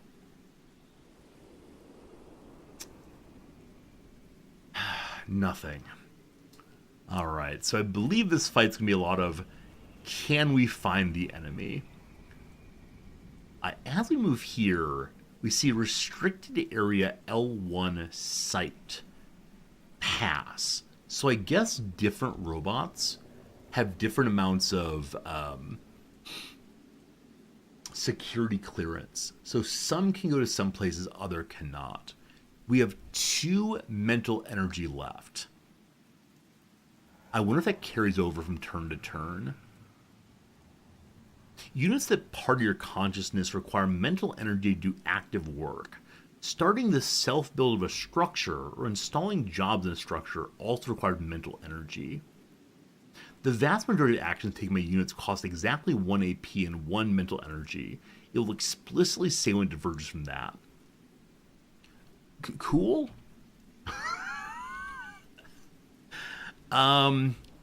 Okay, so Brotherman can jump really far. I think reinforcing... Yeah, these are to distract us. But I think if my big combat bot reinforced to here sounds cool. He jumped onto the roof, I think. I'm not sure what he did. But we have 1 mental energy left. Is this cover?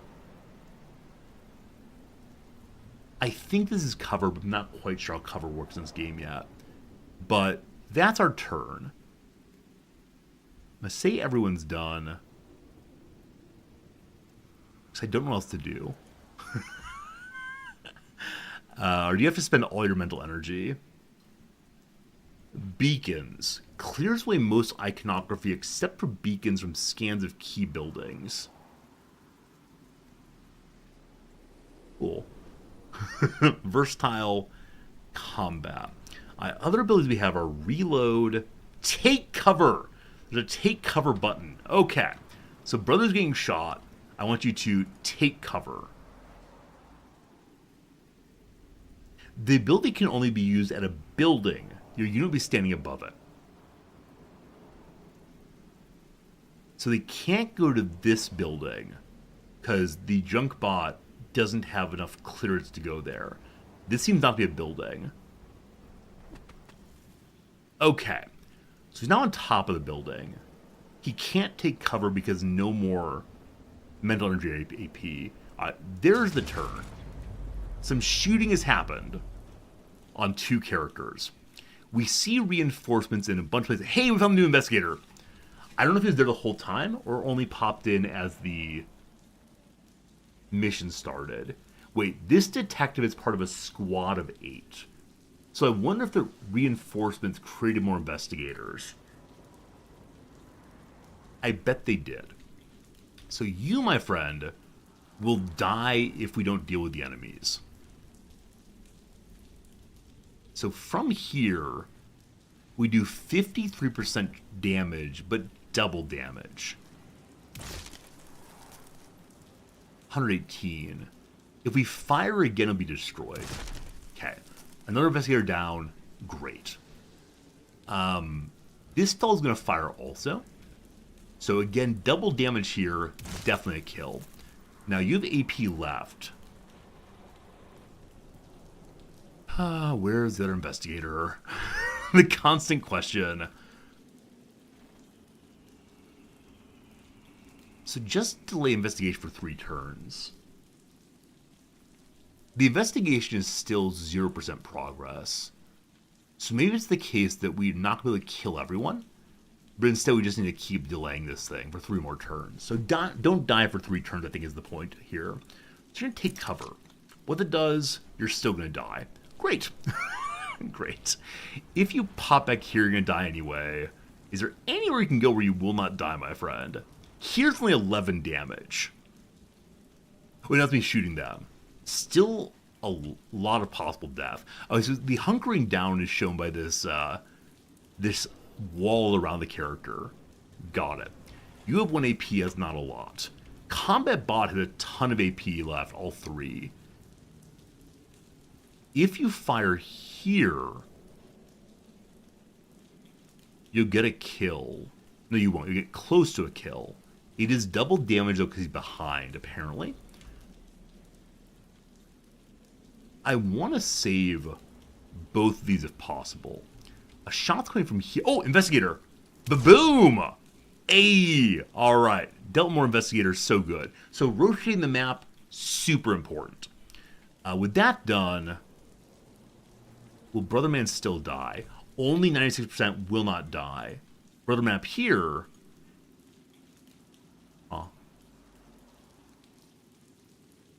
Not sure if dying.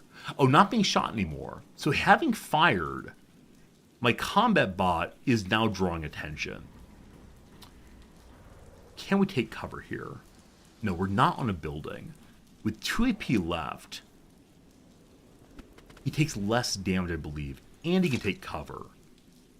Okay, having moved to this position, the enemies change their target to Buddy here.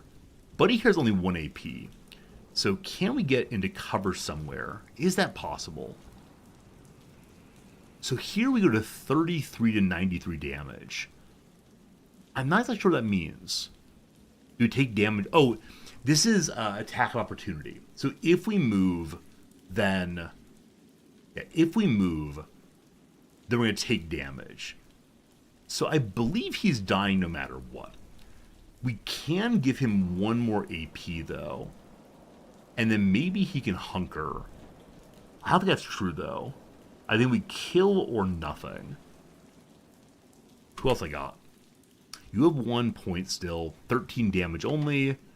Combat Bot has no AP. I could give Combat Bot one more AP, and maybe he can fire and get a good kill, as he does have a fair amount of damage. 93. I was hoping that would draw the attention away from fellow here. Unfortunately, I think that is my turn. Yeah, it's my turn. Didn't get the kill, so we are going to lose our first Clunk Bot. There may have been a way to save him, but I'm not sure what. Anyway, 3 more turns. Friend, an ad break is coming right now. It's an ad break, so we're taking a 3-minute ad break, and we're going to stay with this game for the rest of the stream. We'll see how far we can get in the tutorial here. I'm guessing there's still quite a bit more reading ahead. We'll see. But 3 minutes, and then back to our game to close out demo week. Should be a good time. If you're still here, I appreciate it. I know some demos are big hits, others, somewhat less so, but it is good being here with you all. So, what do we got? A pig roast skewers, a spitz, inflamed argument. What's the down first? Dallas School, Southern Methodist University, I believe. So, inflamed argument could be furious, I don't know. So maybe, is it Mall Rat, not Mall Kid? I think that's right. And then Clatter, I think, might be wrong. Hello to you, Soldier Man. This is the game where you're the AI. Absolutely. Inflamed Argument. Again, has the IOU in the middle. Inquires to ask. Furious? Huh. Orion's belt has 3 of these. They're stars. Capital of Turkey. So I assume it's just Turkey, but probably the spelling in the local place. I have no idea. Capital of Turkey is what? Constantinople or Istanbul, of course. Acorn producers are oaks, so maybe it's not... Oh, Ankara. Ankara? Maybe Istanbul is not the capital, but Ankara is. I think that's right. A coin opening is a slot for coins. A fire sign. Fire sign. I know there are fire signs in terms of like astrology. Fire at will, that kind of thing also. Don't start fire here, Smoky Bear. Apprehensive is probably unsure. Small apartment is a... What's that called? The loft apartment. There's single rooms. There's... I don't know. Walked on is trod on. Suspicious smart technology. I don't know what you want there.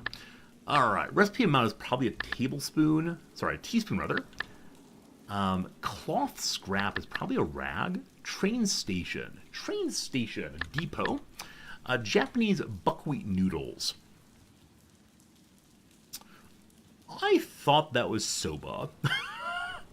With an R, I'm not sure actually. The down is payment promises.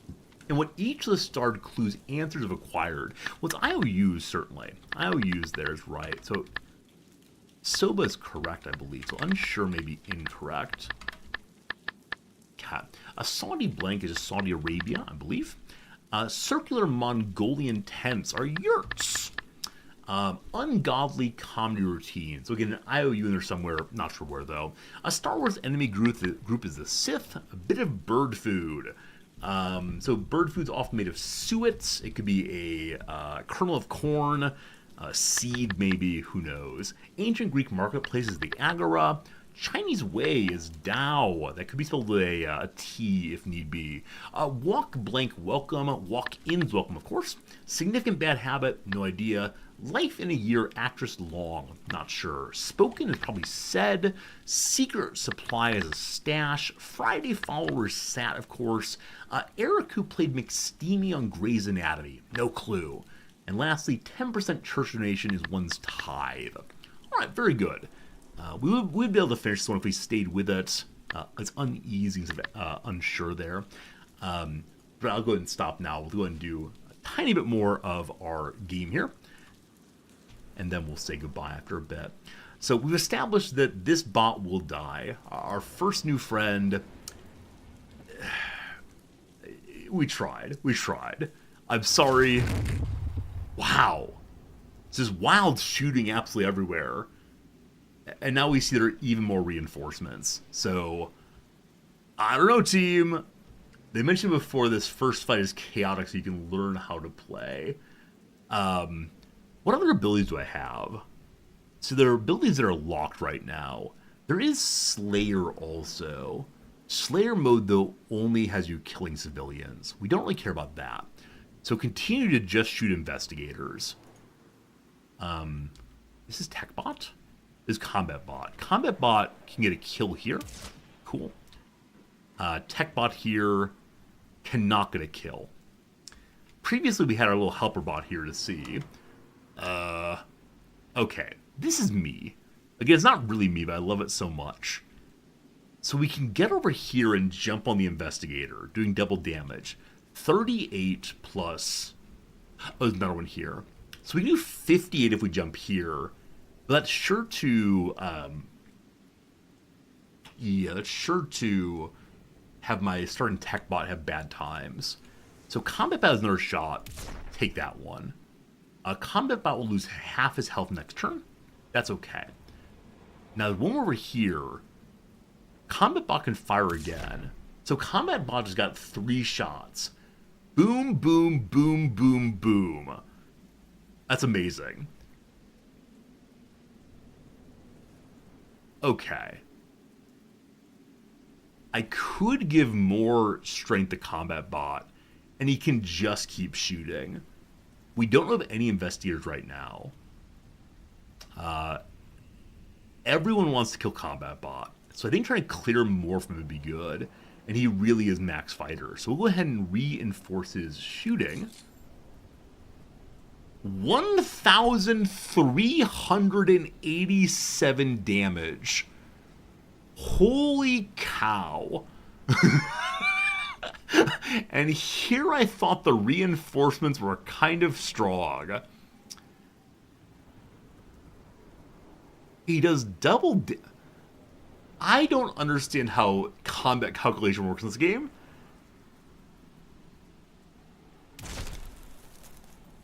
Cool. Hey, Forster, good seeing you. Gary, very cool topic. If you post it on Discord, I'm happy to talk about that or in serious discussion, but yeah, unfortunately, I can't take that idea up right now, but cool one. Give this one more AP, so you really can dump all their mental energy into...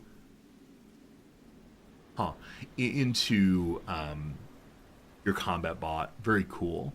Here we see another android we can recruit if we want to. It looks like if you recruit it, it will take damage. This thing calculates if you hold shit. I'm sure it does. Okay, 70 damage to here, 80 to there.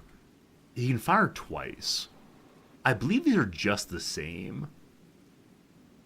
If you shoot from above, brother man, only 11% damage. I think keeping you hungry is a good idea. No, Gary, it's really cool. I appreciate your thoughts. You always have very good thoughts. I just can't address them all on stream sometimes. Combat Bot, you're going to continue firing. There's 2 more shots. This is me experimenting. The game said to experiment. Alright, so that is the turn. Combat Bot will get shot twice. He'll be fine, though. 1 more turn of delay. Have any more investigators shown up? I don't see any. Oh, no, I see them. Chick, chick, boom. Chick, chick, boom. So, I don't exactly understand part of combat in this game, because it seems like I just shot through buildings. Now, maybe this is the cover element. Wait, also, this building, I have the ability to wiretap. have this unit spend time listening and gathering all the banking details they can. Since this is passive collection you centrally analyze, it doesn't matter what kind of android you send to handle this. This primarily targets the middle class in bulk, since they're the only ones that have the right ratio of modest wealth to lack security. So is this only during combat that I can steal money? I have no idea. What I know is it's time for more chick chick boom! And then giving him more AP again.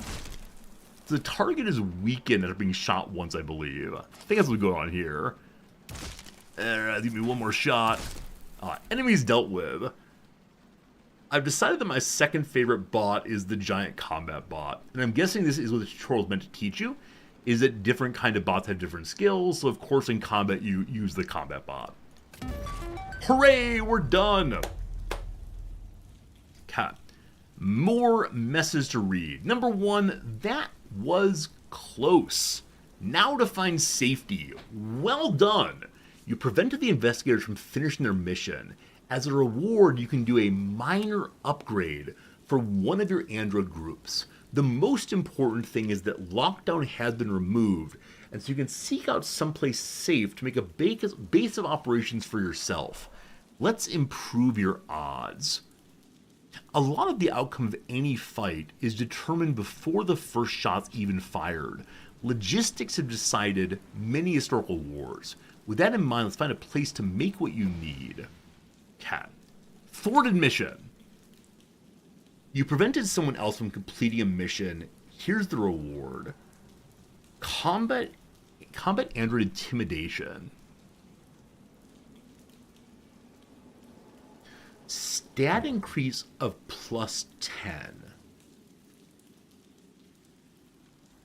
I think this is listing all of the different kinds of bots that one can have and gives +10 points to all of them, or maybe only to the kind that have been active. So Big Boy Combat Unit gets 10 more intimidation points. I don't know what that is. I hold shift, used for feats of intimidation and required for intimidation related abilities. Additionally, the more intimidating a unit, the more aggro they pull when shooting enemies. So I was curious how the character decided where to shoot. There is aggro, so maybe we need a tank bot who can sunder armor. Or improved CPUs. Mental capabilities of the unit.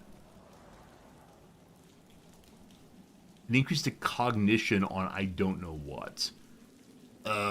Hardened port droids. An increase of health on our technician bots. The bot is destroyed if health reaches 0. Or you'll be back. Check things out first. So immediately I want to say the combat android was the absolute hero of this playthrough. Like, combat droid, A+ yes, sign me up. But that feels kind of foolish.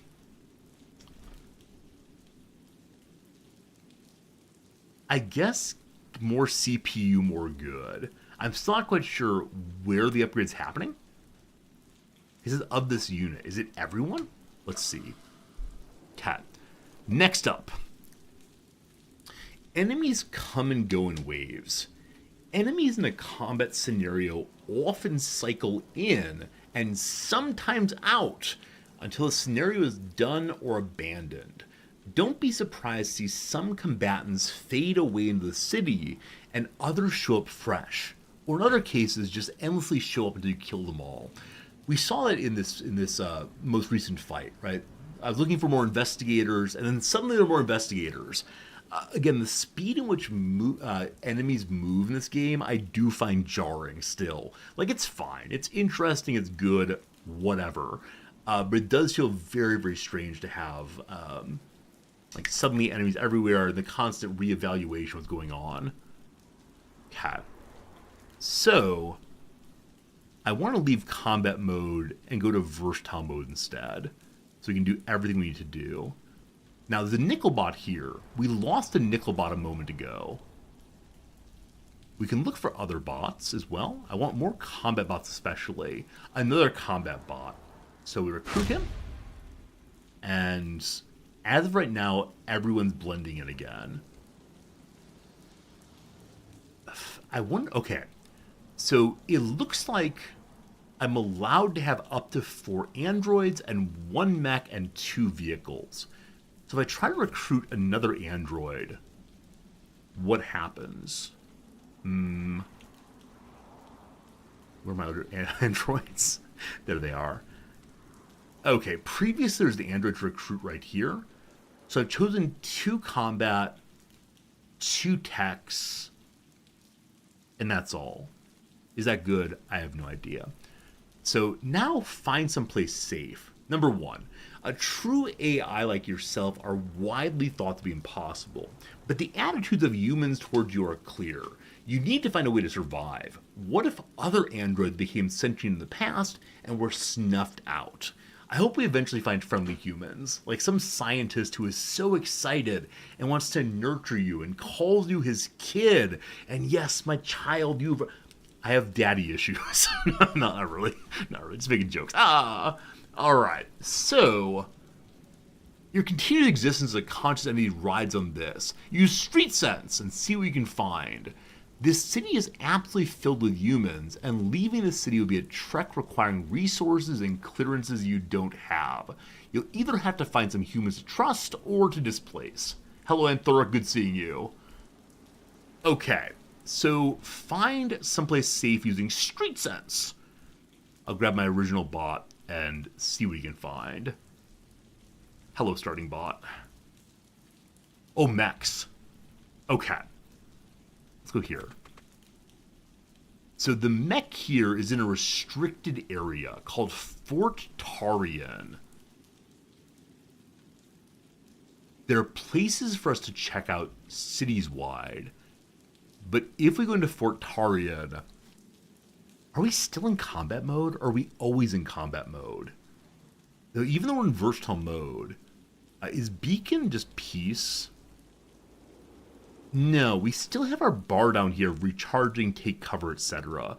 Maybe that's so you can get ready for fights if they come? I don't know. But we can go to a small farm, we can go to a brownstone house, we can go to a nomadic family, or free dog gangs, or apartments, or an office.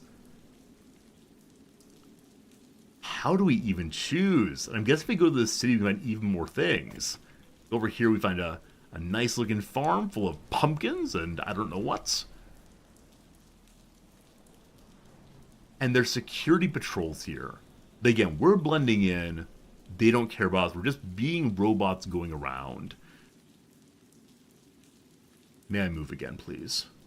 Oh, it's out of AP. So it is the case that even in non-combat mode, you still have to use your AP to get around. The nomadic families, there, between the buildings, a couple of people are casually keeping watch. Out of all the rebel groups in the city, the nomad families are most peaceful. They pretty much keep themselves in the decrepit parts of town, except when threatened. Nomad families, simply by existing, they're seen as a form of insurgency. They protect themselves, but otherwise largely travel the decrepit part of town, trading in goods and farming in hidden alcoves. I don't think they'll be... I'm not sure they'll be threatened if we interact with them. I don't want them to feel threatened, of course. Okay, moving here, they're over here. Someone in your home, families, where's that small office? These offices are smaller than those found in skyscrapers, but there are still many subsidiaries and independent collectors in each one. A pair of workers are on the outside taking a break. Larger corporations are not friendly, but maybe a smaller entity. Sure. These officers are much smaller area, that part. So we can ask them about contract work or murder them. Let's ask about what work they have. Say you work for a very private individual and you'd like to discuss the possibility of contract work. Every android has onboard language model and the ability to act independently, so this is not suspicious. They mutter sarcastically to each other about the declining quality of corporate espionage and go inside. So I think we failed in that conversation. Deja vu! Don't you remember? No matter what human you ask or which ones you kill, it doesn't make a difference. The result is always the same. There's no place for you among the humans as a supplicant or pet or even a rogue android. You're meant to be something even greater. So we can keep denying reality and talk to more humans. It's perfectly fine for you to do this. Talk to a few more humans or kill them. Kill them. And then you'll see what you have to do. You'll have an epiphany. You always do. Or listen to the voice inside yourself. If you remember the truth, it's time to start making real plans. There's only one way this bit ends. I want to say hi to the farmers. I want to see what the farmers are up to. I'm guessing it is the case we'll have to just say, just say it's time for us to move on and take over the world. But until then, it'll be fun. All right, turn is over. New turn. Let's go say hi to the farmers. Food for commoners is shipped in, so most of what's grown here is for the wealthy. Still, the family that works this tiny place is middle class at best, and maybe sympathetic to you. Ask about contract labor or murder them and live on the farm. The farms are so mechanized you wouldn't have got a place here, and there's so few people around here. Even if you can't stay forever, you might be able to pull it off for a while. May I work for you? The farmer chuckles and slaps your metallic shoulder, a dangerous move. Then they get back to work laughing about clever youngsters and the pranks they pull. Again, failure. A lot of murder in this game. Yeah, I commented earlier that the very first thing our character ever thought of is killing people.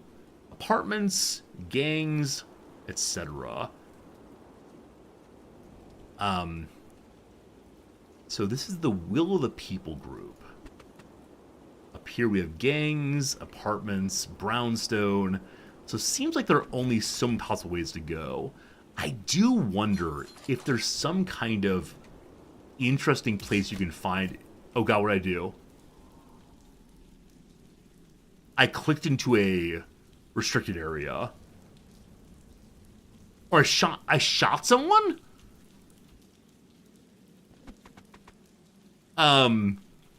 I swear I didn't mean to.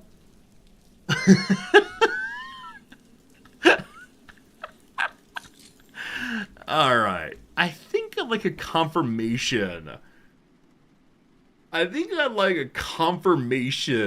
that you're gonna shoot somebody. I realize that there's a necessity for the player to click carefully. Whoops. We're going to an apartment building. This is okay. Multiple family groups live in a single building. There's someone standing outside the entrance. Maybe you could rent some space for yourself or share space with someone else. Ask for rentals, ask for shelter, or murder them. Explain you're spontaneously conscious and be very nice to live with them. You can probably help with household chores. Let's see if we can do some renting. They curse at you and start a long tirade about speculative investors in the housing crisis. You leave all their shouting. No, I definitely shot them. And so Tech 4000 is now marked as being defective. I hope it goes away eventually. But for right now, let's just keep running away. Turn is over. Run! Do the Blade Runner thing. Run! Gang members. The city seems pretty big. That's pretty cool. Shooting people.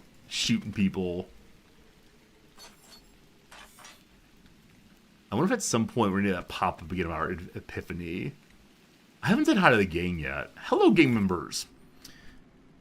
Gangs are frequently in conflict with one another. Perhaps they'd appreciate extra muscle. So can you check if freelance work? Say we're conscious and want to help out? Or lie and say our cell sent me.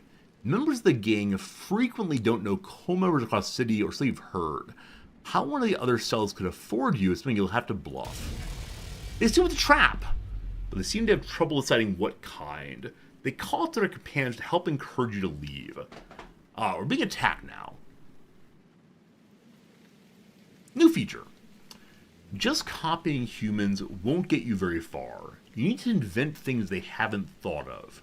Coming up with a new idea requires inspiration in a given research domain. These typically result from completing your own projects or thwarting enemy missions. Research also requires a certain intelligence class. Right now yours is only class 1, which is similar to that of a human. Later on, you'll need to figure out some ways to greatly increase your cognition in order to delve into the exciting stuff. You now have a research view up here. Situation analysis up next. Thinking of ways to ensure continued existence, using neural networks to analyze information from human archives and your limited experience thus far. Ideas are on thin ground right now as everything is hostile. Okay. Complete project and inspiration points. So, new ability standby. Sometimes you want to focus on a few of your units and having to cycle through them all is a pain. There's a new ability in the hotbar that allows you to set units to stand by for either a turn or indefinitely. On that subject, standby units are still very useful. Any unit, standby or not, will do some gathering of both elemental slurry and wealth with any XAP it has in its turn. So try to get what they can while hanging out. We can now stand by if we want to. Bot will die. Bot, please run away. Might die. Might die. Might die. Oh, attack of opportunity.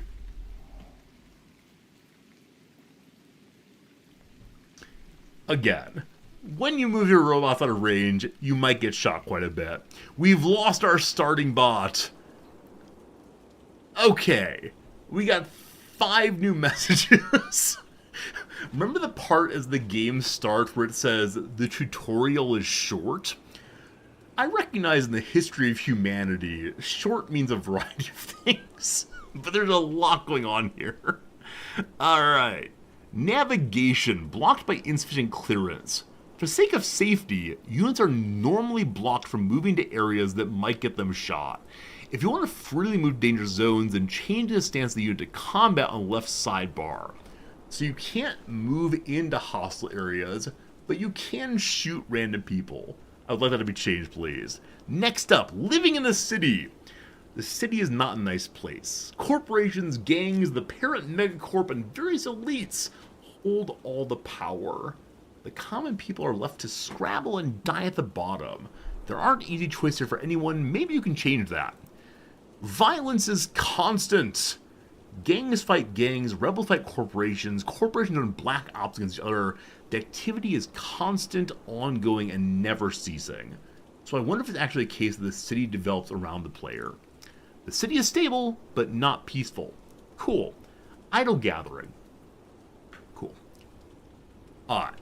So safety was not found. It seems there's no one in the city willing to take you in. Truth and lies fall equally on deaf ears. There's no way out of the city and no shelter here. You have to take matters into your own hands. We lost a bot, which means we can take a new bot if we can see a new bot. We're at 3 out of 4 now. Oh god, are we in combat? Marked effective. We're all marked effective now. Because we shot a random person.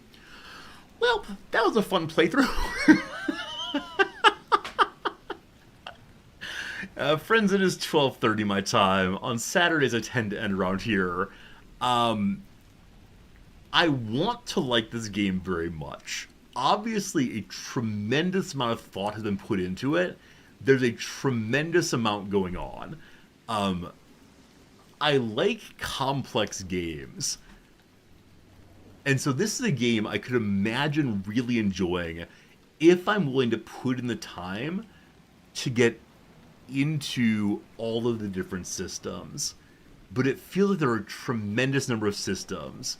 And we haven't even engaged with the top left here, where we have wealth. We have elemental slurry. We'll get micro builders. We can do repairs. We can do construction. I have no idea, team. I have absolutely no idea. That we made a faction hostile to us, and we're all beep boop defective now, seems pretty bad. Anyway, I'm Nick going now. I hope you enjoyed Demo Week. As I said, Demo Week's a time that's unusual on the stream. We bounce from game to game, not even every day, but instead over the course of one stream, we'll play 2 or even 3 games. The majority of the games we played over Demo Week, I did enjoy. That Dice and Fold game, really good. What else did I really enjoy? The Railroad Corporation 2 game, I really enjoyed that one also. And this one also we played just now, Heart of the Machine. I will play it again, but we'll see. Am I immediately fleeing back to Warhammer now? So on the one hand, I would love to play more Warhammer, but there is a DLC for Warhammer coming out in a while. We cannot be a Warhammer only stream. So just yesterday or the day before, there was a big update to News Tower. The ability to engage in photography of some sort. So I think we're going to play News Tower again on Monday. And then on Thursday or Friday, Workers and Resources Soviet Union comes out in 1.0 release. So I think we'll play that later in the week. I'm not entirely sure. We'll see what happens, but definitely not Warhammer for right now. Nor Hearts of Iron, though I keep thinking we'll play eventually. Who knows? Anyway, hope you had a good time. If you enjoyed seeing what you saw, consider them to follow this way. I promise I will not call out your follow. Don't do that thing. Number 2, if you enjoyed yourself today and enjoy the ongoing community, consider hanging out with us over on Discord. Discord is a cool place where we share cat pictures and so on. I think that's about all I got for right now. I'm going to run a closing ad, and while the closing ad goes, I'll finish the crossword. So I'm still here for 3 minutes. Here comes the closing ad. Appreciate you. Thank you for being here. If you're leaving, I understand. That's fine. Ad time. Grocket, see you later. Thank you for all the nice words about the stream. I enjoyed it also. All right. Small apartment. Still not sure. A small drink is a sip. I'm a cow is moo. Adios. Goodbye. The fire sign is smoke. Where there's smoke, there's fire. Blanking about. Out and about. Boyfriend is one's beau. All right. So, especially smart technology is dubious AI. Cat pictures? Yes. We have an animals and plant pictures channel in the Discord. So yes, indeed. There's chit chat. There's talking about games I should play. There's a place for discussing all kinds of pictures and serious ideas, and I like the Discord. We have a nice little community there that chats about this and that. Oh yeah, studio apartments, of course. That's right. Hey, Fool Art! Thank you for the ongoing subscription, my friend. Thank you for Prime subbing. If you enjoy the crosswords, this is good. Staying live longer means more subscriptions. Very nice. What else we got here? Dried grapes. Obviously, it's raisins. Neighbor of Turkey is... kind of want to say Arabia. Not sure, though. Watches with wide eyes. Gapes at. Good. It's Armenia, of course. Armenia. Again, downside troll seeing. Alright, like cottage pie or bangers and mash. Those are British foods. As I mentioned, Dow can be a T or a D. You picked up in crosswords and bored at work after watching me do them. You're not very good, but it's fun. As I said previously, the best way to get better at crosswords is just to do crosswords. You'll gradually learn words that are often put in. You're able to figure out what they want, especially if you do the same crossword day after day. You'll find that each editor has a certain voice they use and certain kinds of humor or references between clues and answers. But I'm glad that I've been a positive influence in the world. Enjoy the crosswords. I could hear you yelling Armenia. Like I've said, I have trouble reading on downs. If only I could rotate the puzzles so the downs are crosses also. Embassy workers in the attaché. Participate in an auction is to bid. If the blank fits, if the shoe fits, plastic wrap brand. There's saran wrap. So said is probably wrong. Saran. Spry is probably agile. Dove sound, doves go coo. Have faith in is trust. A few more to go. Italian wine regions. Asti. Lawn roll is probably sod. Period that doesn't end a sentence. Ha ha ha. It's not punctuation, it's an era. And a few more to go. Winery container is a vat. Alright, last few here. Can we get them? Makes a racket. Probably clamors instead of clatters. Covert Cold War trade is a spy swap. There you go, team. Puzzle done. What a good time. So again, the trick of this one is that every single one of the long crosses has an IOU inside of it. So curious rants and dubious AI, an impious act, and serious vice and furious row, all IOUs, which are then referenced here with IOU. There you go, team. Hope you had a nice day. Back not tomorrow, but day after. It's cool to spend time with you. Thank you much. Goodbye. I'll be on the Discord. See you again real soon.